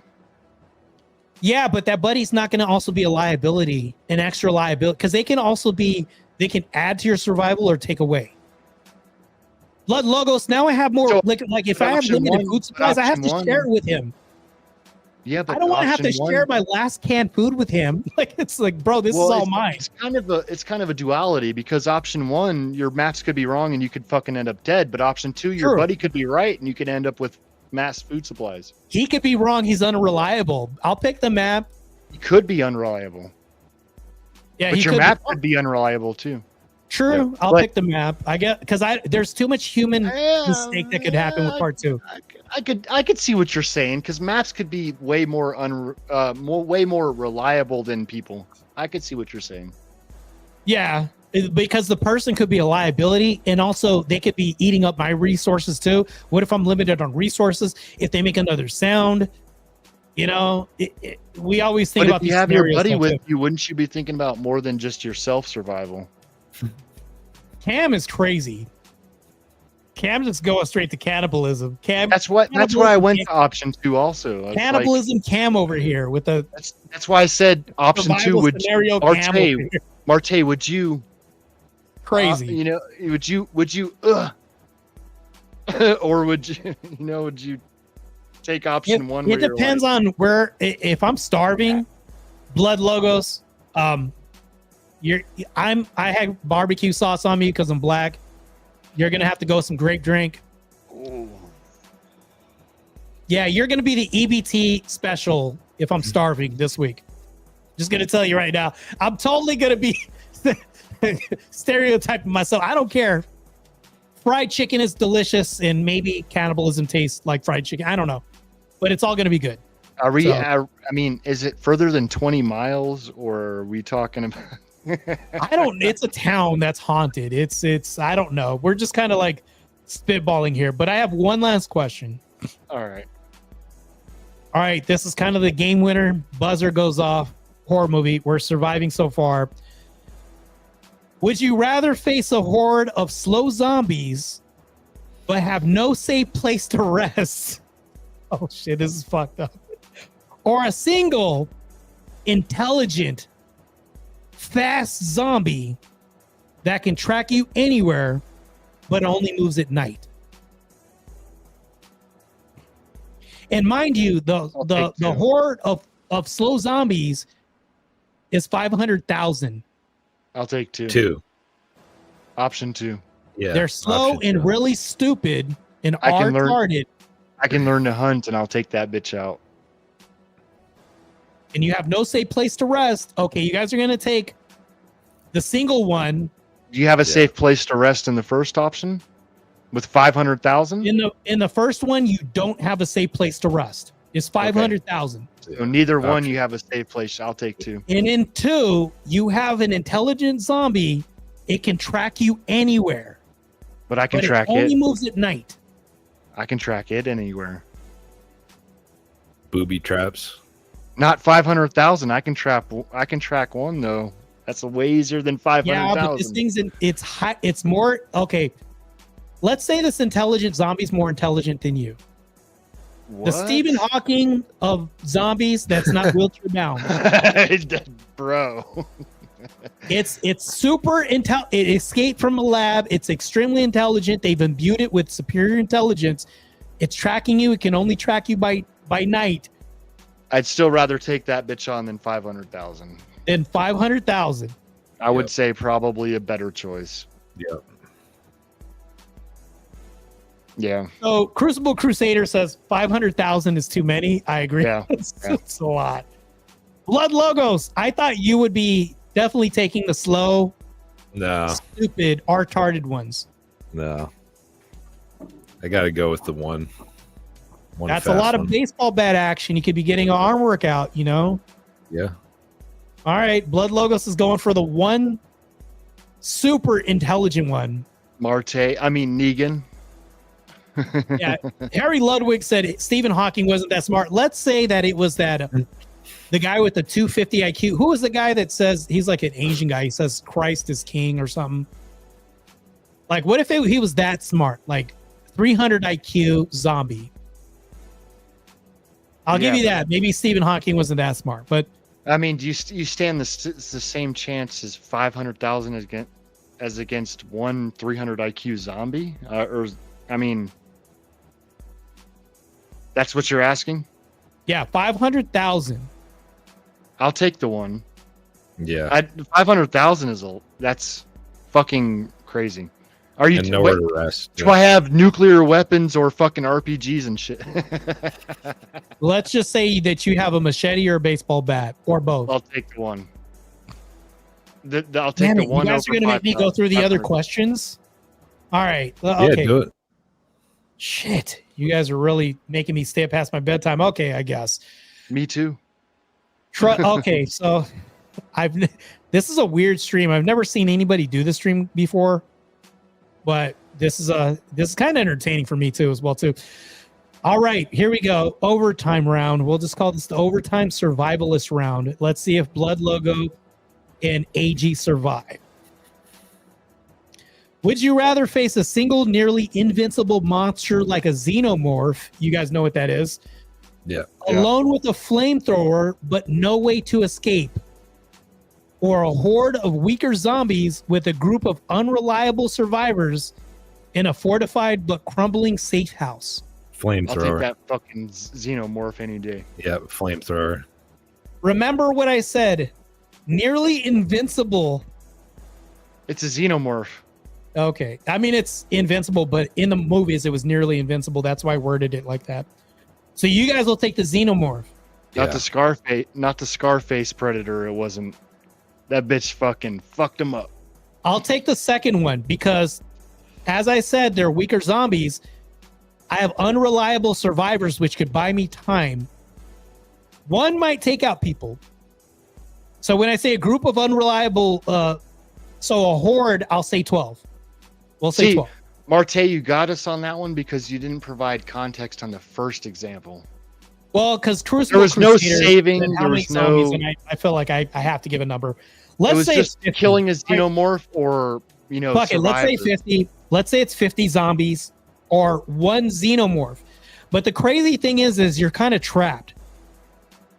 So you're facing a single nearly invincible monster like a xenomorph alone with a flamethrower. There's no way to escape. You're on a ship. If you kill that xenomorph, there's no survivors. There's no survivors. You. Okay. Just you. Option B. Or a horde of weaker zombies with a group of unreliable survivors in a fortified but crumbling safe house. How many zombies? Let's say 50. I'll take the option B. Yeah, I'll go with B. With more context, I'm going to go with B. Yeah. If they're weak zombies, I'm a pro bodybuilder. Even if they're strong, I can. Yeah, 10 survivors, 50 zombies. We got it. Yeah. Even I got it. You know what? Me and Crucible Crusader will take the zombies. Yeah. Xenomorphs are. Have you seen the part where they were climbing the ceilings? No, thank you. That's great. Yeah. I'll take the zombies. Okay, damn it. You guys are really going to make me go through these. All right. Would you rather be trapped in a haunted house where the ghosts can only harm you if you acknowledge them, Meaning, like, if you notice them, hear them, and they notice that you acknowledge them by any nonverbal communication or anything else, or in a forest pursued by a silent, teleporting slasher who strikes when you're alone. This is a very obvious. Fucking, I'll take one. I'll take one too. Yep. One. Okay. Would you rather have to perform a dark ritual to banish a demon but risk losing your sanity, or fight the demon physically knowing it's immune to most weapons? I guess you gotta go with one. Yeah, I would say one. I'll take two. I would say one. I mean, well, what are you saving? Are you saving it's just yourself? Yeah, just yourself. I'd go with two. I'll go with two too. I'll beat the shit out of this thing and try to save it. Immune to most weapons? Yeah, immune to most weapons.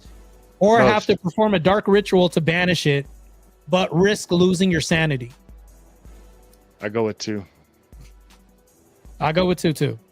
I'll go with the dark ritual. All right, this is the time loop question again. Would you rather be cursed to relive the same horrific night in a loop until you survive? Or this actually gets worse than the last one. Or have one chance to escape a killer, but know they can track your every move? They have a location device. I'll take one. I'll take two, but I think you might risk going mad. I'll go with one. Option one. I'll go with one too. Okay, all in agreement. This is crazy. This is actually this is insanity at the rate we're going. This question is crazy. Would you rather hide in a small claustrophobic space where the monster can't reach you, but you'll suffocate in hours? Or, Blood, Logos, and AG, make a run through open terrain where the monster is faster, but you might find help? Two. Two? Yeah, definitely I think two. Yep, that's me. We might be cooked as a group, gentlemen, by the way. Holy too. shit. We might be cooked on that one completely. This is crazy. All right, here we go. Would you rather trust a creepy child who claims to know the way out but acts suspiciously? Remember, horror movie tropes.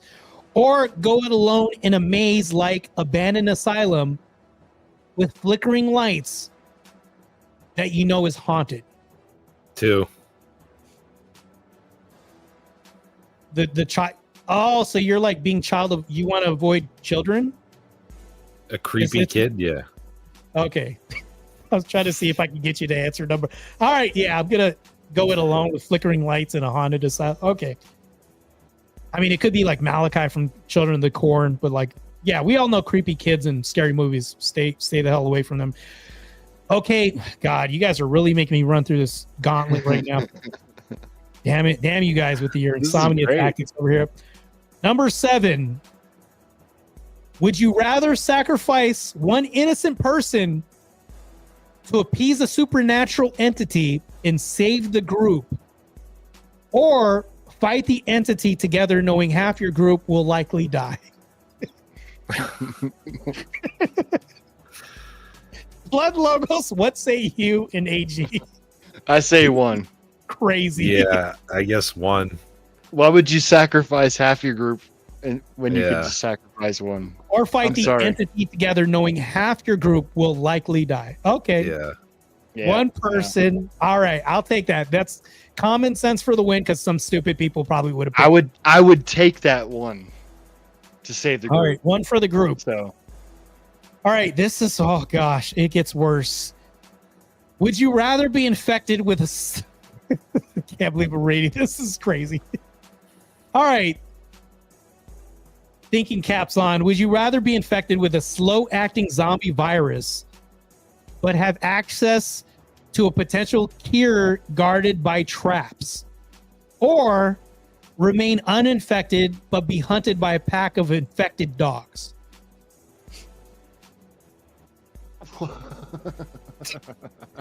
Like from Resident Evil, you have a pack of those infected dogs. I'll read take it again. I'll take 2. Okay. 2, the pack dogs. I'd go for the traps.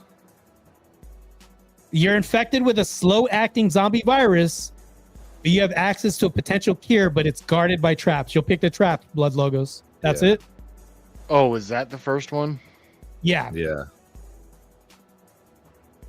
Rather than infected dogs? Or remain uninfected, but you're going to be hunted by a pack of infected zombie dogs. So fight the traps and possibly get uninfected, or just hang tight and you're good from infected dogs. Yeah, but they're hunting you actively. I'll take the hunt. I'll take that. I'll take 2. One dog is crazy to have to fend off. If that dog nicks you, you're infected. What kind of weapons we talking about? Let's say you have bats. That's a pack of dogs. Bro, all it takes is one bite. Bats? A all bat or a right. knife. All right, I'll take 1. Fuck, dude. I I'm thought going, we had at least a Logos, fucking you got a pistol. point. I thought we had a pistol or something, man. Shit. All right. I got you. Nope, just regular weapons. You're being hunted.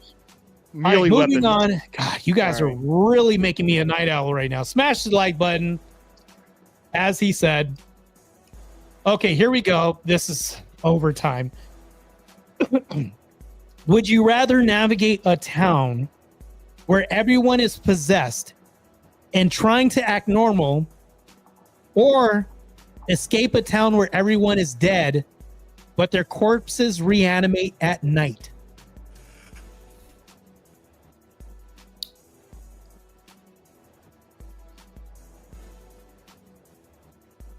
Say that one more time. What's the first part? Would you rather navigate a town where everyone is possessed and trying to act normal, or escape into a town where everyone is dead, but their corpses reanimate at night? Number 1. Possessed but trying to act normal? I'll take 2. I think I'll a lot take of 2. people in real life are like that, possessed and trying to act normal. So I would take part 2. I would take 2. I would take because at least I know what I'm dealing with. And I can get out during the day. Number 1, people are trying to act normal, which means maybe I'm getting fooled half the time. I don't know.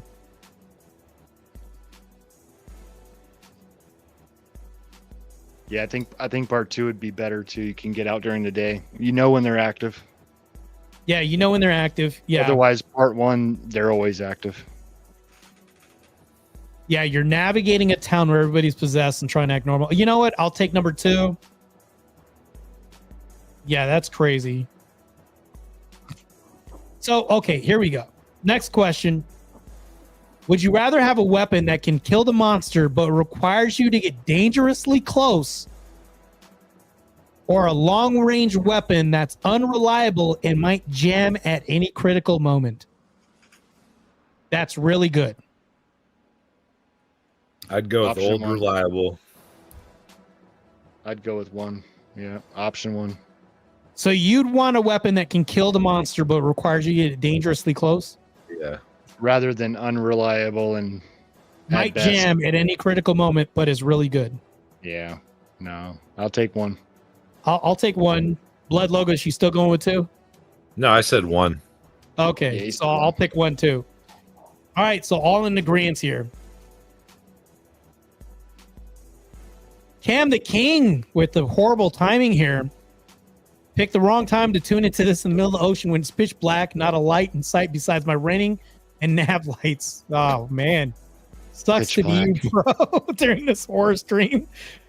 Okay, would you rather team up with a survival expert who's selfish and might betray you, or a loyal but inexperienced friend who panics under pressure and copes?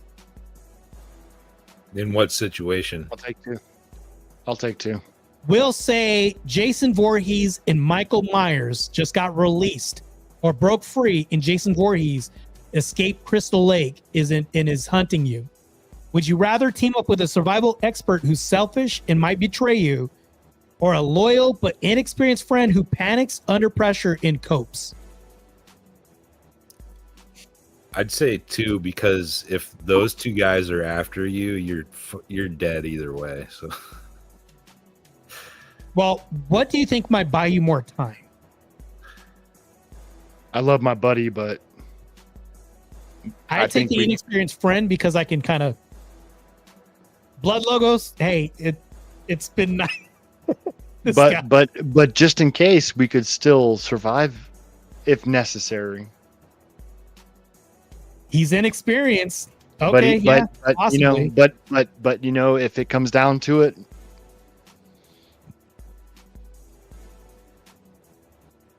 yeah, okay. Got your answers. So, this is crazy. You guys are gonna make me do the last 4. There's my like best 80 friend of would these. do the same to me, though. Yeah, I told Blood, hey, you know what? If you push me towards the monster, fair game. I guess I'll buy you time. He just beat me to it, I guess. So number 12. So how the hell did I come up with such crazy questions? Would you rather face a monster that can mimic your loved one's voice to lure you, or one that can read your thoughts and anticipate your every move? Remember, the first one can also transform into your loved ones too. It can mimic your loved one's voice. Yeah, and use your loved one's voices to lure you.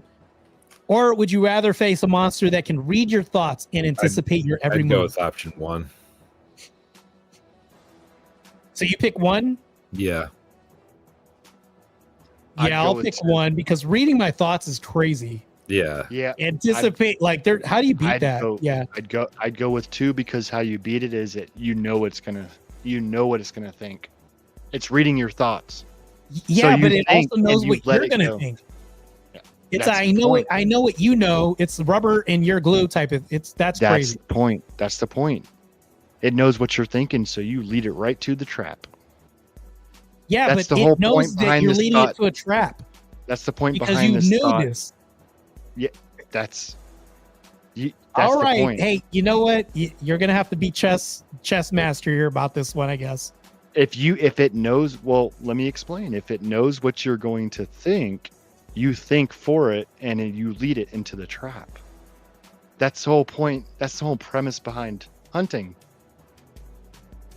Yeah, that's true. One step ahead. It's both ways. He knows about the trap. It knows about the trap, and so do you. That's crazy. I'm going with number 1 with Blood Logos. All right. I'm going to pick him. I'm going to pick his. So survival. Well, hold on real quick. A monster that can mimic your loved one's voices and transform into your loved ones. I'll pick that. Yep, because it'll haunt you there quicker. It'll get you quicker. I'll choose that one. I don't. This is such a hard question, though. That's a really. So you're kind of screwed. In real life, really, we'd be cooked. I think I would be cooked for sure. Okay. So hard. All right. So I'll do 3 more since you guys talked me into doing an overtime round. Would you rather be stuck in a horror movie where the rules of survival change unpredictably, or one where the rules are clear, but breaking them means instant death? What the fuck are the rules? Yeah. Wait a minute. The rules are like whatever. Like, let's say that there are rules like don't break a mirror, you'll get 7 bad years of bad luck, don't walk underneath the ladder. And in this house, there's a ladder, glass that you don't want to actually, like these rules, right? The rules are clear. The rules are clear. It means instant death if you break these rules. Or would you rather be stuck in a horror movie where the rules of survival change unpredictably? Probably 1. And they're clear. You know these rules, but they change unpredictably and they're announced. Wait. Option 1, they're clear. Option 2, they're unpredictable. Yeah, meaning like these rules are now, but then they're going to announce, hey, these are the new rules. But I'm not going to tell you what the next rule of a law is in this house. I'll take Option one. Okay. All right, I'll pick number 1 too. I mean, it's a little bit easier. I mean, it's sucky to say, but I'd rather take. It is, because I think you're cooked if you're accident prone for sure. Next one. Would you rather have to destroy a cursed object to end the nightmare, but risk becoming possessed, or flee the area knowing the curse will spread to others? Obviously, one. Yeah. Yeah, but you're going to become a bane to other people. Yeah, but the other people are not. Option B was it doesn't spread to others. So, would you rather destroy a cursed object to end the nightmare, but risk becoming possessed, or flee the area knowing the curse will spread to other people? Yeah, option 1 where it doesn't spread to other people. Yeah. Okay. Option 1. So now they're going to have to deal with your possessed ass. Yeah, but a priest can No, take care of that. no, because option 2. It's risk, though. Remember, this might not even happen. It's just the risk. Option 2, you know the curse is going to spread to other people. Yeah, option 1. Oh. Option 2, you know it's going to You spread know, out. fleeing the area, knowing the curse will spread to others. But option 1, it stops it from spreading to others. Number 1, if you destroy cursed objects to end the nightmare, you risk becoming possessed. I'll take that and stop it from spreading to others. But so this is crazy because you're kind of like in movies where you're possessed, like let's say you pass away, others can become possessed because it can flee to their bodies. I've seen that, but I don't know if this exists in this question. But I would pick number 1 because we don't know, right? Yeah, that's why I picked number 1. I picked number 1 too because the other one others are going to be possessed, meaning it's plural, more than one person. Yeah. That's why I said Yeah. yeah. So okay, you're going to take the sacrifice for the great. Okay. Yeah. I mean, it's mitigating circumstances for sure. Just going off of what we know. Last question, and this one's going to be crazy. I like the way that it's going to end in this finale. Of course, I got to end things on a really dramatic finale. Tough questions that force you. I mean, these force tough questions between physical danger, psychological strain, and moral trade-offs, mirroring the tensions that we have making horror movie survival. So to me, I also tweak these, but here we're going to go with the last question of survival. You two have survived so far. Would you rather survive until dawn in a cabin surrounded by relentless creatures, but with limited supplies, or try to reach a distant safe zone through a storm while being stalked by a single cunning predator? 2. Yeah, 2. You're surrounded by relentless creatures, limited supplies. Not if you Until choose dawn. option 2. Option 2, you're doing something else. Yeah. Option 2, you With want one. to reach a distant With- safe zone through a With storm. one enemy. Yep. Yeah. This is a single cunning predator, though. I'll take the cunning predator. Yep. Okay, so I'm going to choose surviving until dawn because there's a time. Wait. Oh, it's only until dawn? Only until dawn. Oh, It's yeah. survive until Well, I dawn thought- in the cabin surrounded by relentless creatures, but you have limited supplies. Well, You did I say mean, that, and I apologize. Who cares about the You did supplies say when it's that. until dawn? Yeah. Till dawn. You're right. That You're means right. I can't. You did say Yeah, I'll that. pick number 1. Yeah. Until dawn. I think I would choose option 1 and hunker down. Yeah. Yeah. You did Or say to that. reach I a apologize. distant safe zone through a storm while being stalked by a single cunning predator. God damn, though. That's tough, though, bro. Until dawn. Yeah, I mean, I think remember, I'd take they're the dawn. relentless. They're trying to break in your cabin. So there's like a what if I'll scenario. take, you know what? I'll take the 2. I'll take the 1. I'll take the one relentless one, and I'll take that motherfucker on rather than I'll take countless fucking horde. That's what I'd Okay, rather so do. I have I guess it's a bonus question here. That on the edge, my mod says, nightmare scenario: watch Powder Dusty debate 24/7 the rest of your life, or become rich. Will you become rich, or you watch Andrew Wilson 24/7 and always be poor? I'll take Andrew Wilson and always be poor because I'm always going to be rich watching Andrew Wilson. Yep. Watch the Powder Dusty 24/7. Powder Dusty, I'm going to feel poor while being a materialist. It doesn't say anything. Oh, and you become rich, or watch Andrew Wilson and always be poor. Yeah, I pick Andrew Wilson because at least I'm not going to be a materialist, and I'm going to be rich with base Christian principles that I'm going to be listening to. Yeah, I don't know. Rhetoric. Because rich is not. Are they defining like rich as a monetary value? I probably monetary. Probably. But I'm just going to say listening to Powder Dusty would ruin me spending. Remember, this is the rest of your life. I'm going to commit this cardinal sin of taking my own self out if I have to listen to Powder Dusty 24/7 the rest of my life. So I am rich with the Crucible listening to him. I mean, I don't know. I'm kind of like, I don't know. Like, I don't listen to either one of them enough at this moment to really. Damn, that's a good one. I don't know, man. I don't listen to. I don't know, man. I'm still new to all this, bro. Cam said, I'm watching Dusty because there's a mute button and none of y'all were smart enough to think to use it. Wait, hold on. Let me reread the question. If it said, watch the Powder Dusty debate. Oh, it says watch, but then I have to see him.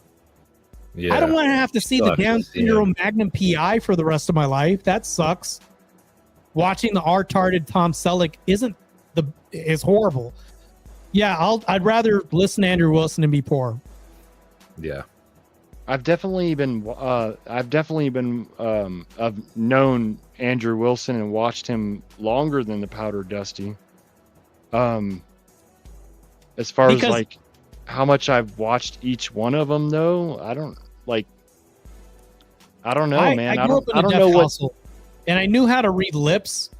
So if I don't hear him, I'm going to see what he's saying. So this sucks. It's just bad. Yeah, so I can't do it. I don't know. Like, I would commit seppuku if I had to watch Powder Dusty for more than an hour.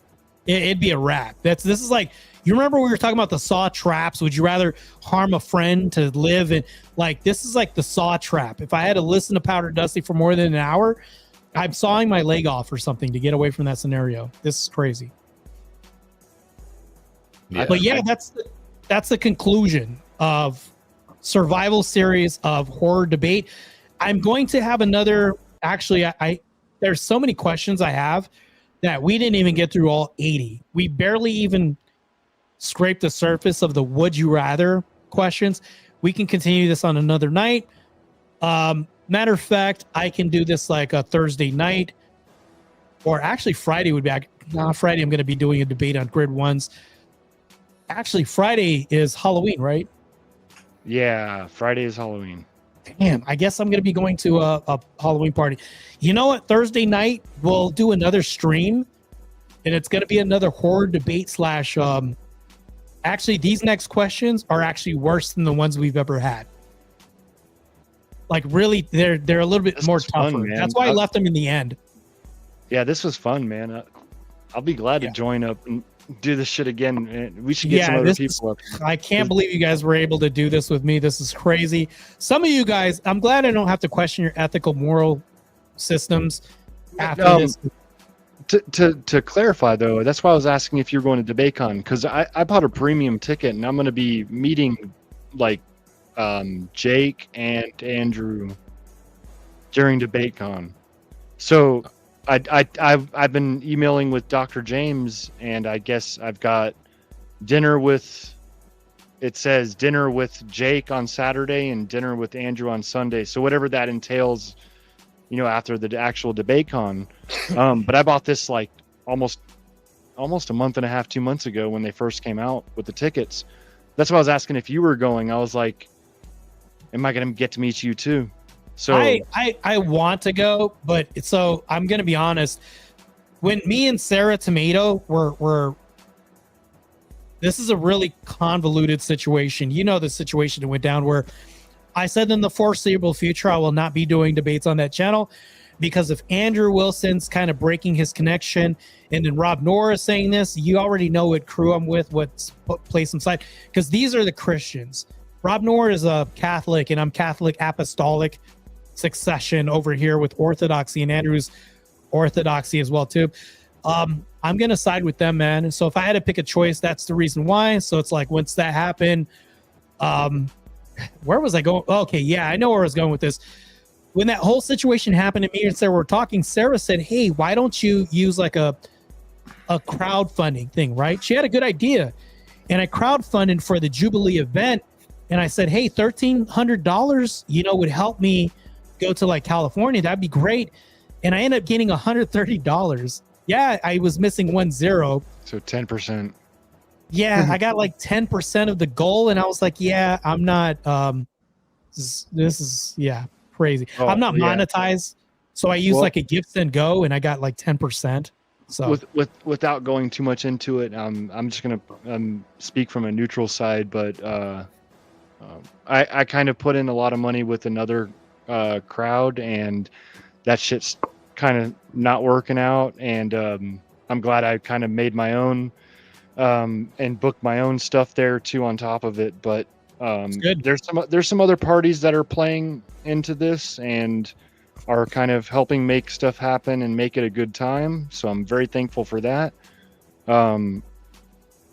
But it like I'm not it's tough for me to sit here and take sides because I'm not exactly taking a side, by the way. No, well, I don't mean to put it that way. I don't have hard feelings towards Sarah, meaning like if there's a debate that is like really compelling, like it has to be really compelling for me to do this. I was offered a recent debate, and this is fallacious for me to even do.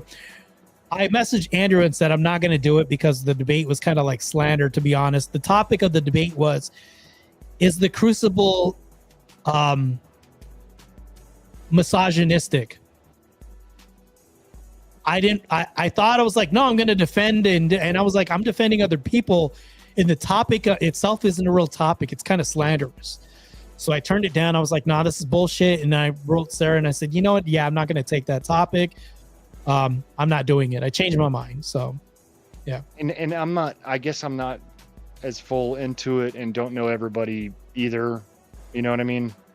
Like that. I'm very grateful I get to meet a lot of these people that I see online, but I don't know everybody like that yet. So yeah, I can see that. I'm not going to sit here and low rate this person or that person. Like Powder Dusty, for all I know, and all intents and purposes, he kind of says what he means and what he wants and what he thinks. Same with Andrew, man. I mean, he's very powerful and very with it too. I don't know them all well enough. And some of the people I thought I was getting to know on this verse, so to speak, the YouTube verse, I'm not even going to say the panel verse, but the YouTube verse, some of the people I thought I was getting to know, it ain't, they're not the people you would think in real life. So there's a lot of snakes. There's a lot of snakes, and thank you. Yeah. So I'm just kind of trying to take it slow and do this kind of thing and get to know people better. And I get to meet some people in November, and that's cool. But I spent a lot of fucking money, and I feel like I spent my money in a way, and I got fucked on part of it. But I'm very grateful in the end that I get to meet a lot of these people that I've been watching for a long time now. Even though I don't know everything about them, I might get to know a little bit more about them. So I will say Crucible Crusader, yes, it is, but it's a more based solo guitar version. Yeah, they can't play the actual you can't play the actual version. It's because I'll get they'll give me a copyright strike. So this is kind of like a more base. Actually, I like this version better. And I like it because it makes conversation more compelling when you can hear the background. So, and I'm not going to get a strike for this. This is pretty good. Anyways, I probably said too much, man. I'm not trying to get involved in all this No, you're good. bullshit You're good. right now, man. I don't know everybody and everything that's going on. All I hear is stuff from here and stuff from there, and so I don't know everything, and I'm not trying to.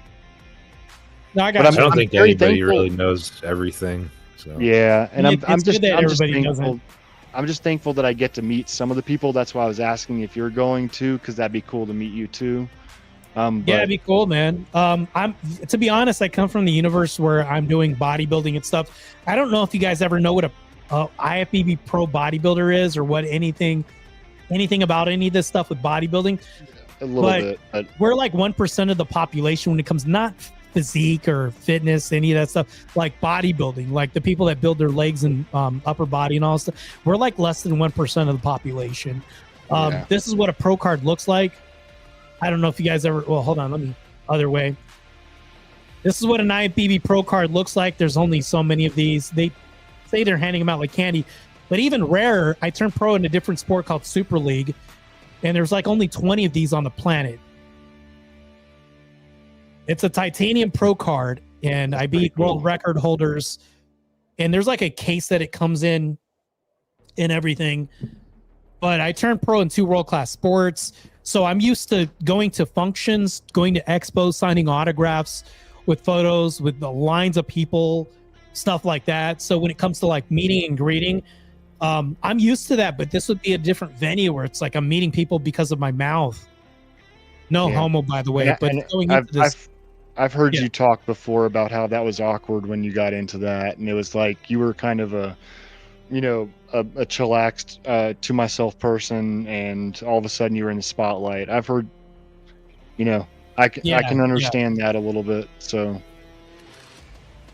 but I did meet people doing competing at Super League. I met Dwayne Johnson, Kai Green, guys like, matter of fact, we had the guy, I don't know if you watch American Gladiators.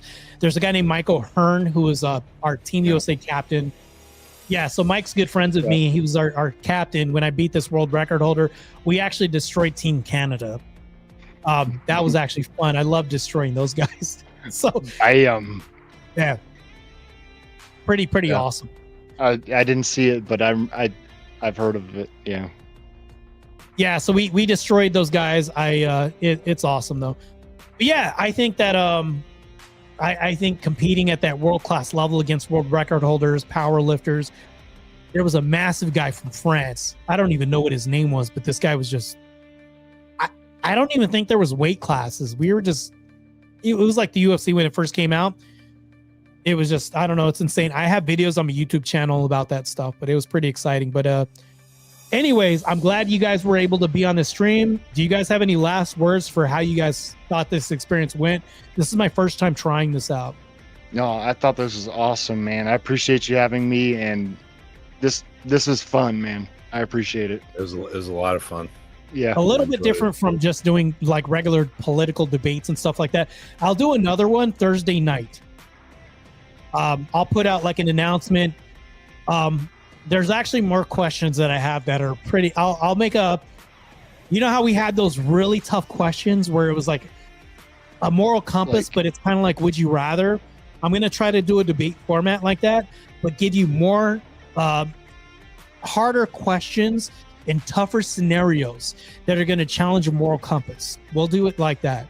That's fun, man. I like it. And I'll try to pick more fucked up scenarios. It'll be worse scenarios where it's like we're gonna pick the lesser of two evils kind of thing. Some of these were fucked up, man. Yeah. So we're gonna pick some other ones, and this is gonna be great. So yeah, it's a first for me to have to do this, but we're gonna do this again. This is pretty fun, and I appreciate you guys being along for this ride, man. Thank you, sir. Thanks for having us, man. Yeah. Have a good one, Blood. No Have problem. a good one, Marte. Thank you, You guys man. take easy. Dude, bro. Take it easy. Yeah. Yep. All right. See you guys later. All right, bud.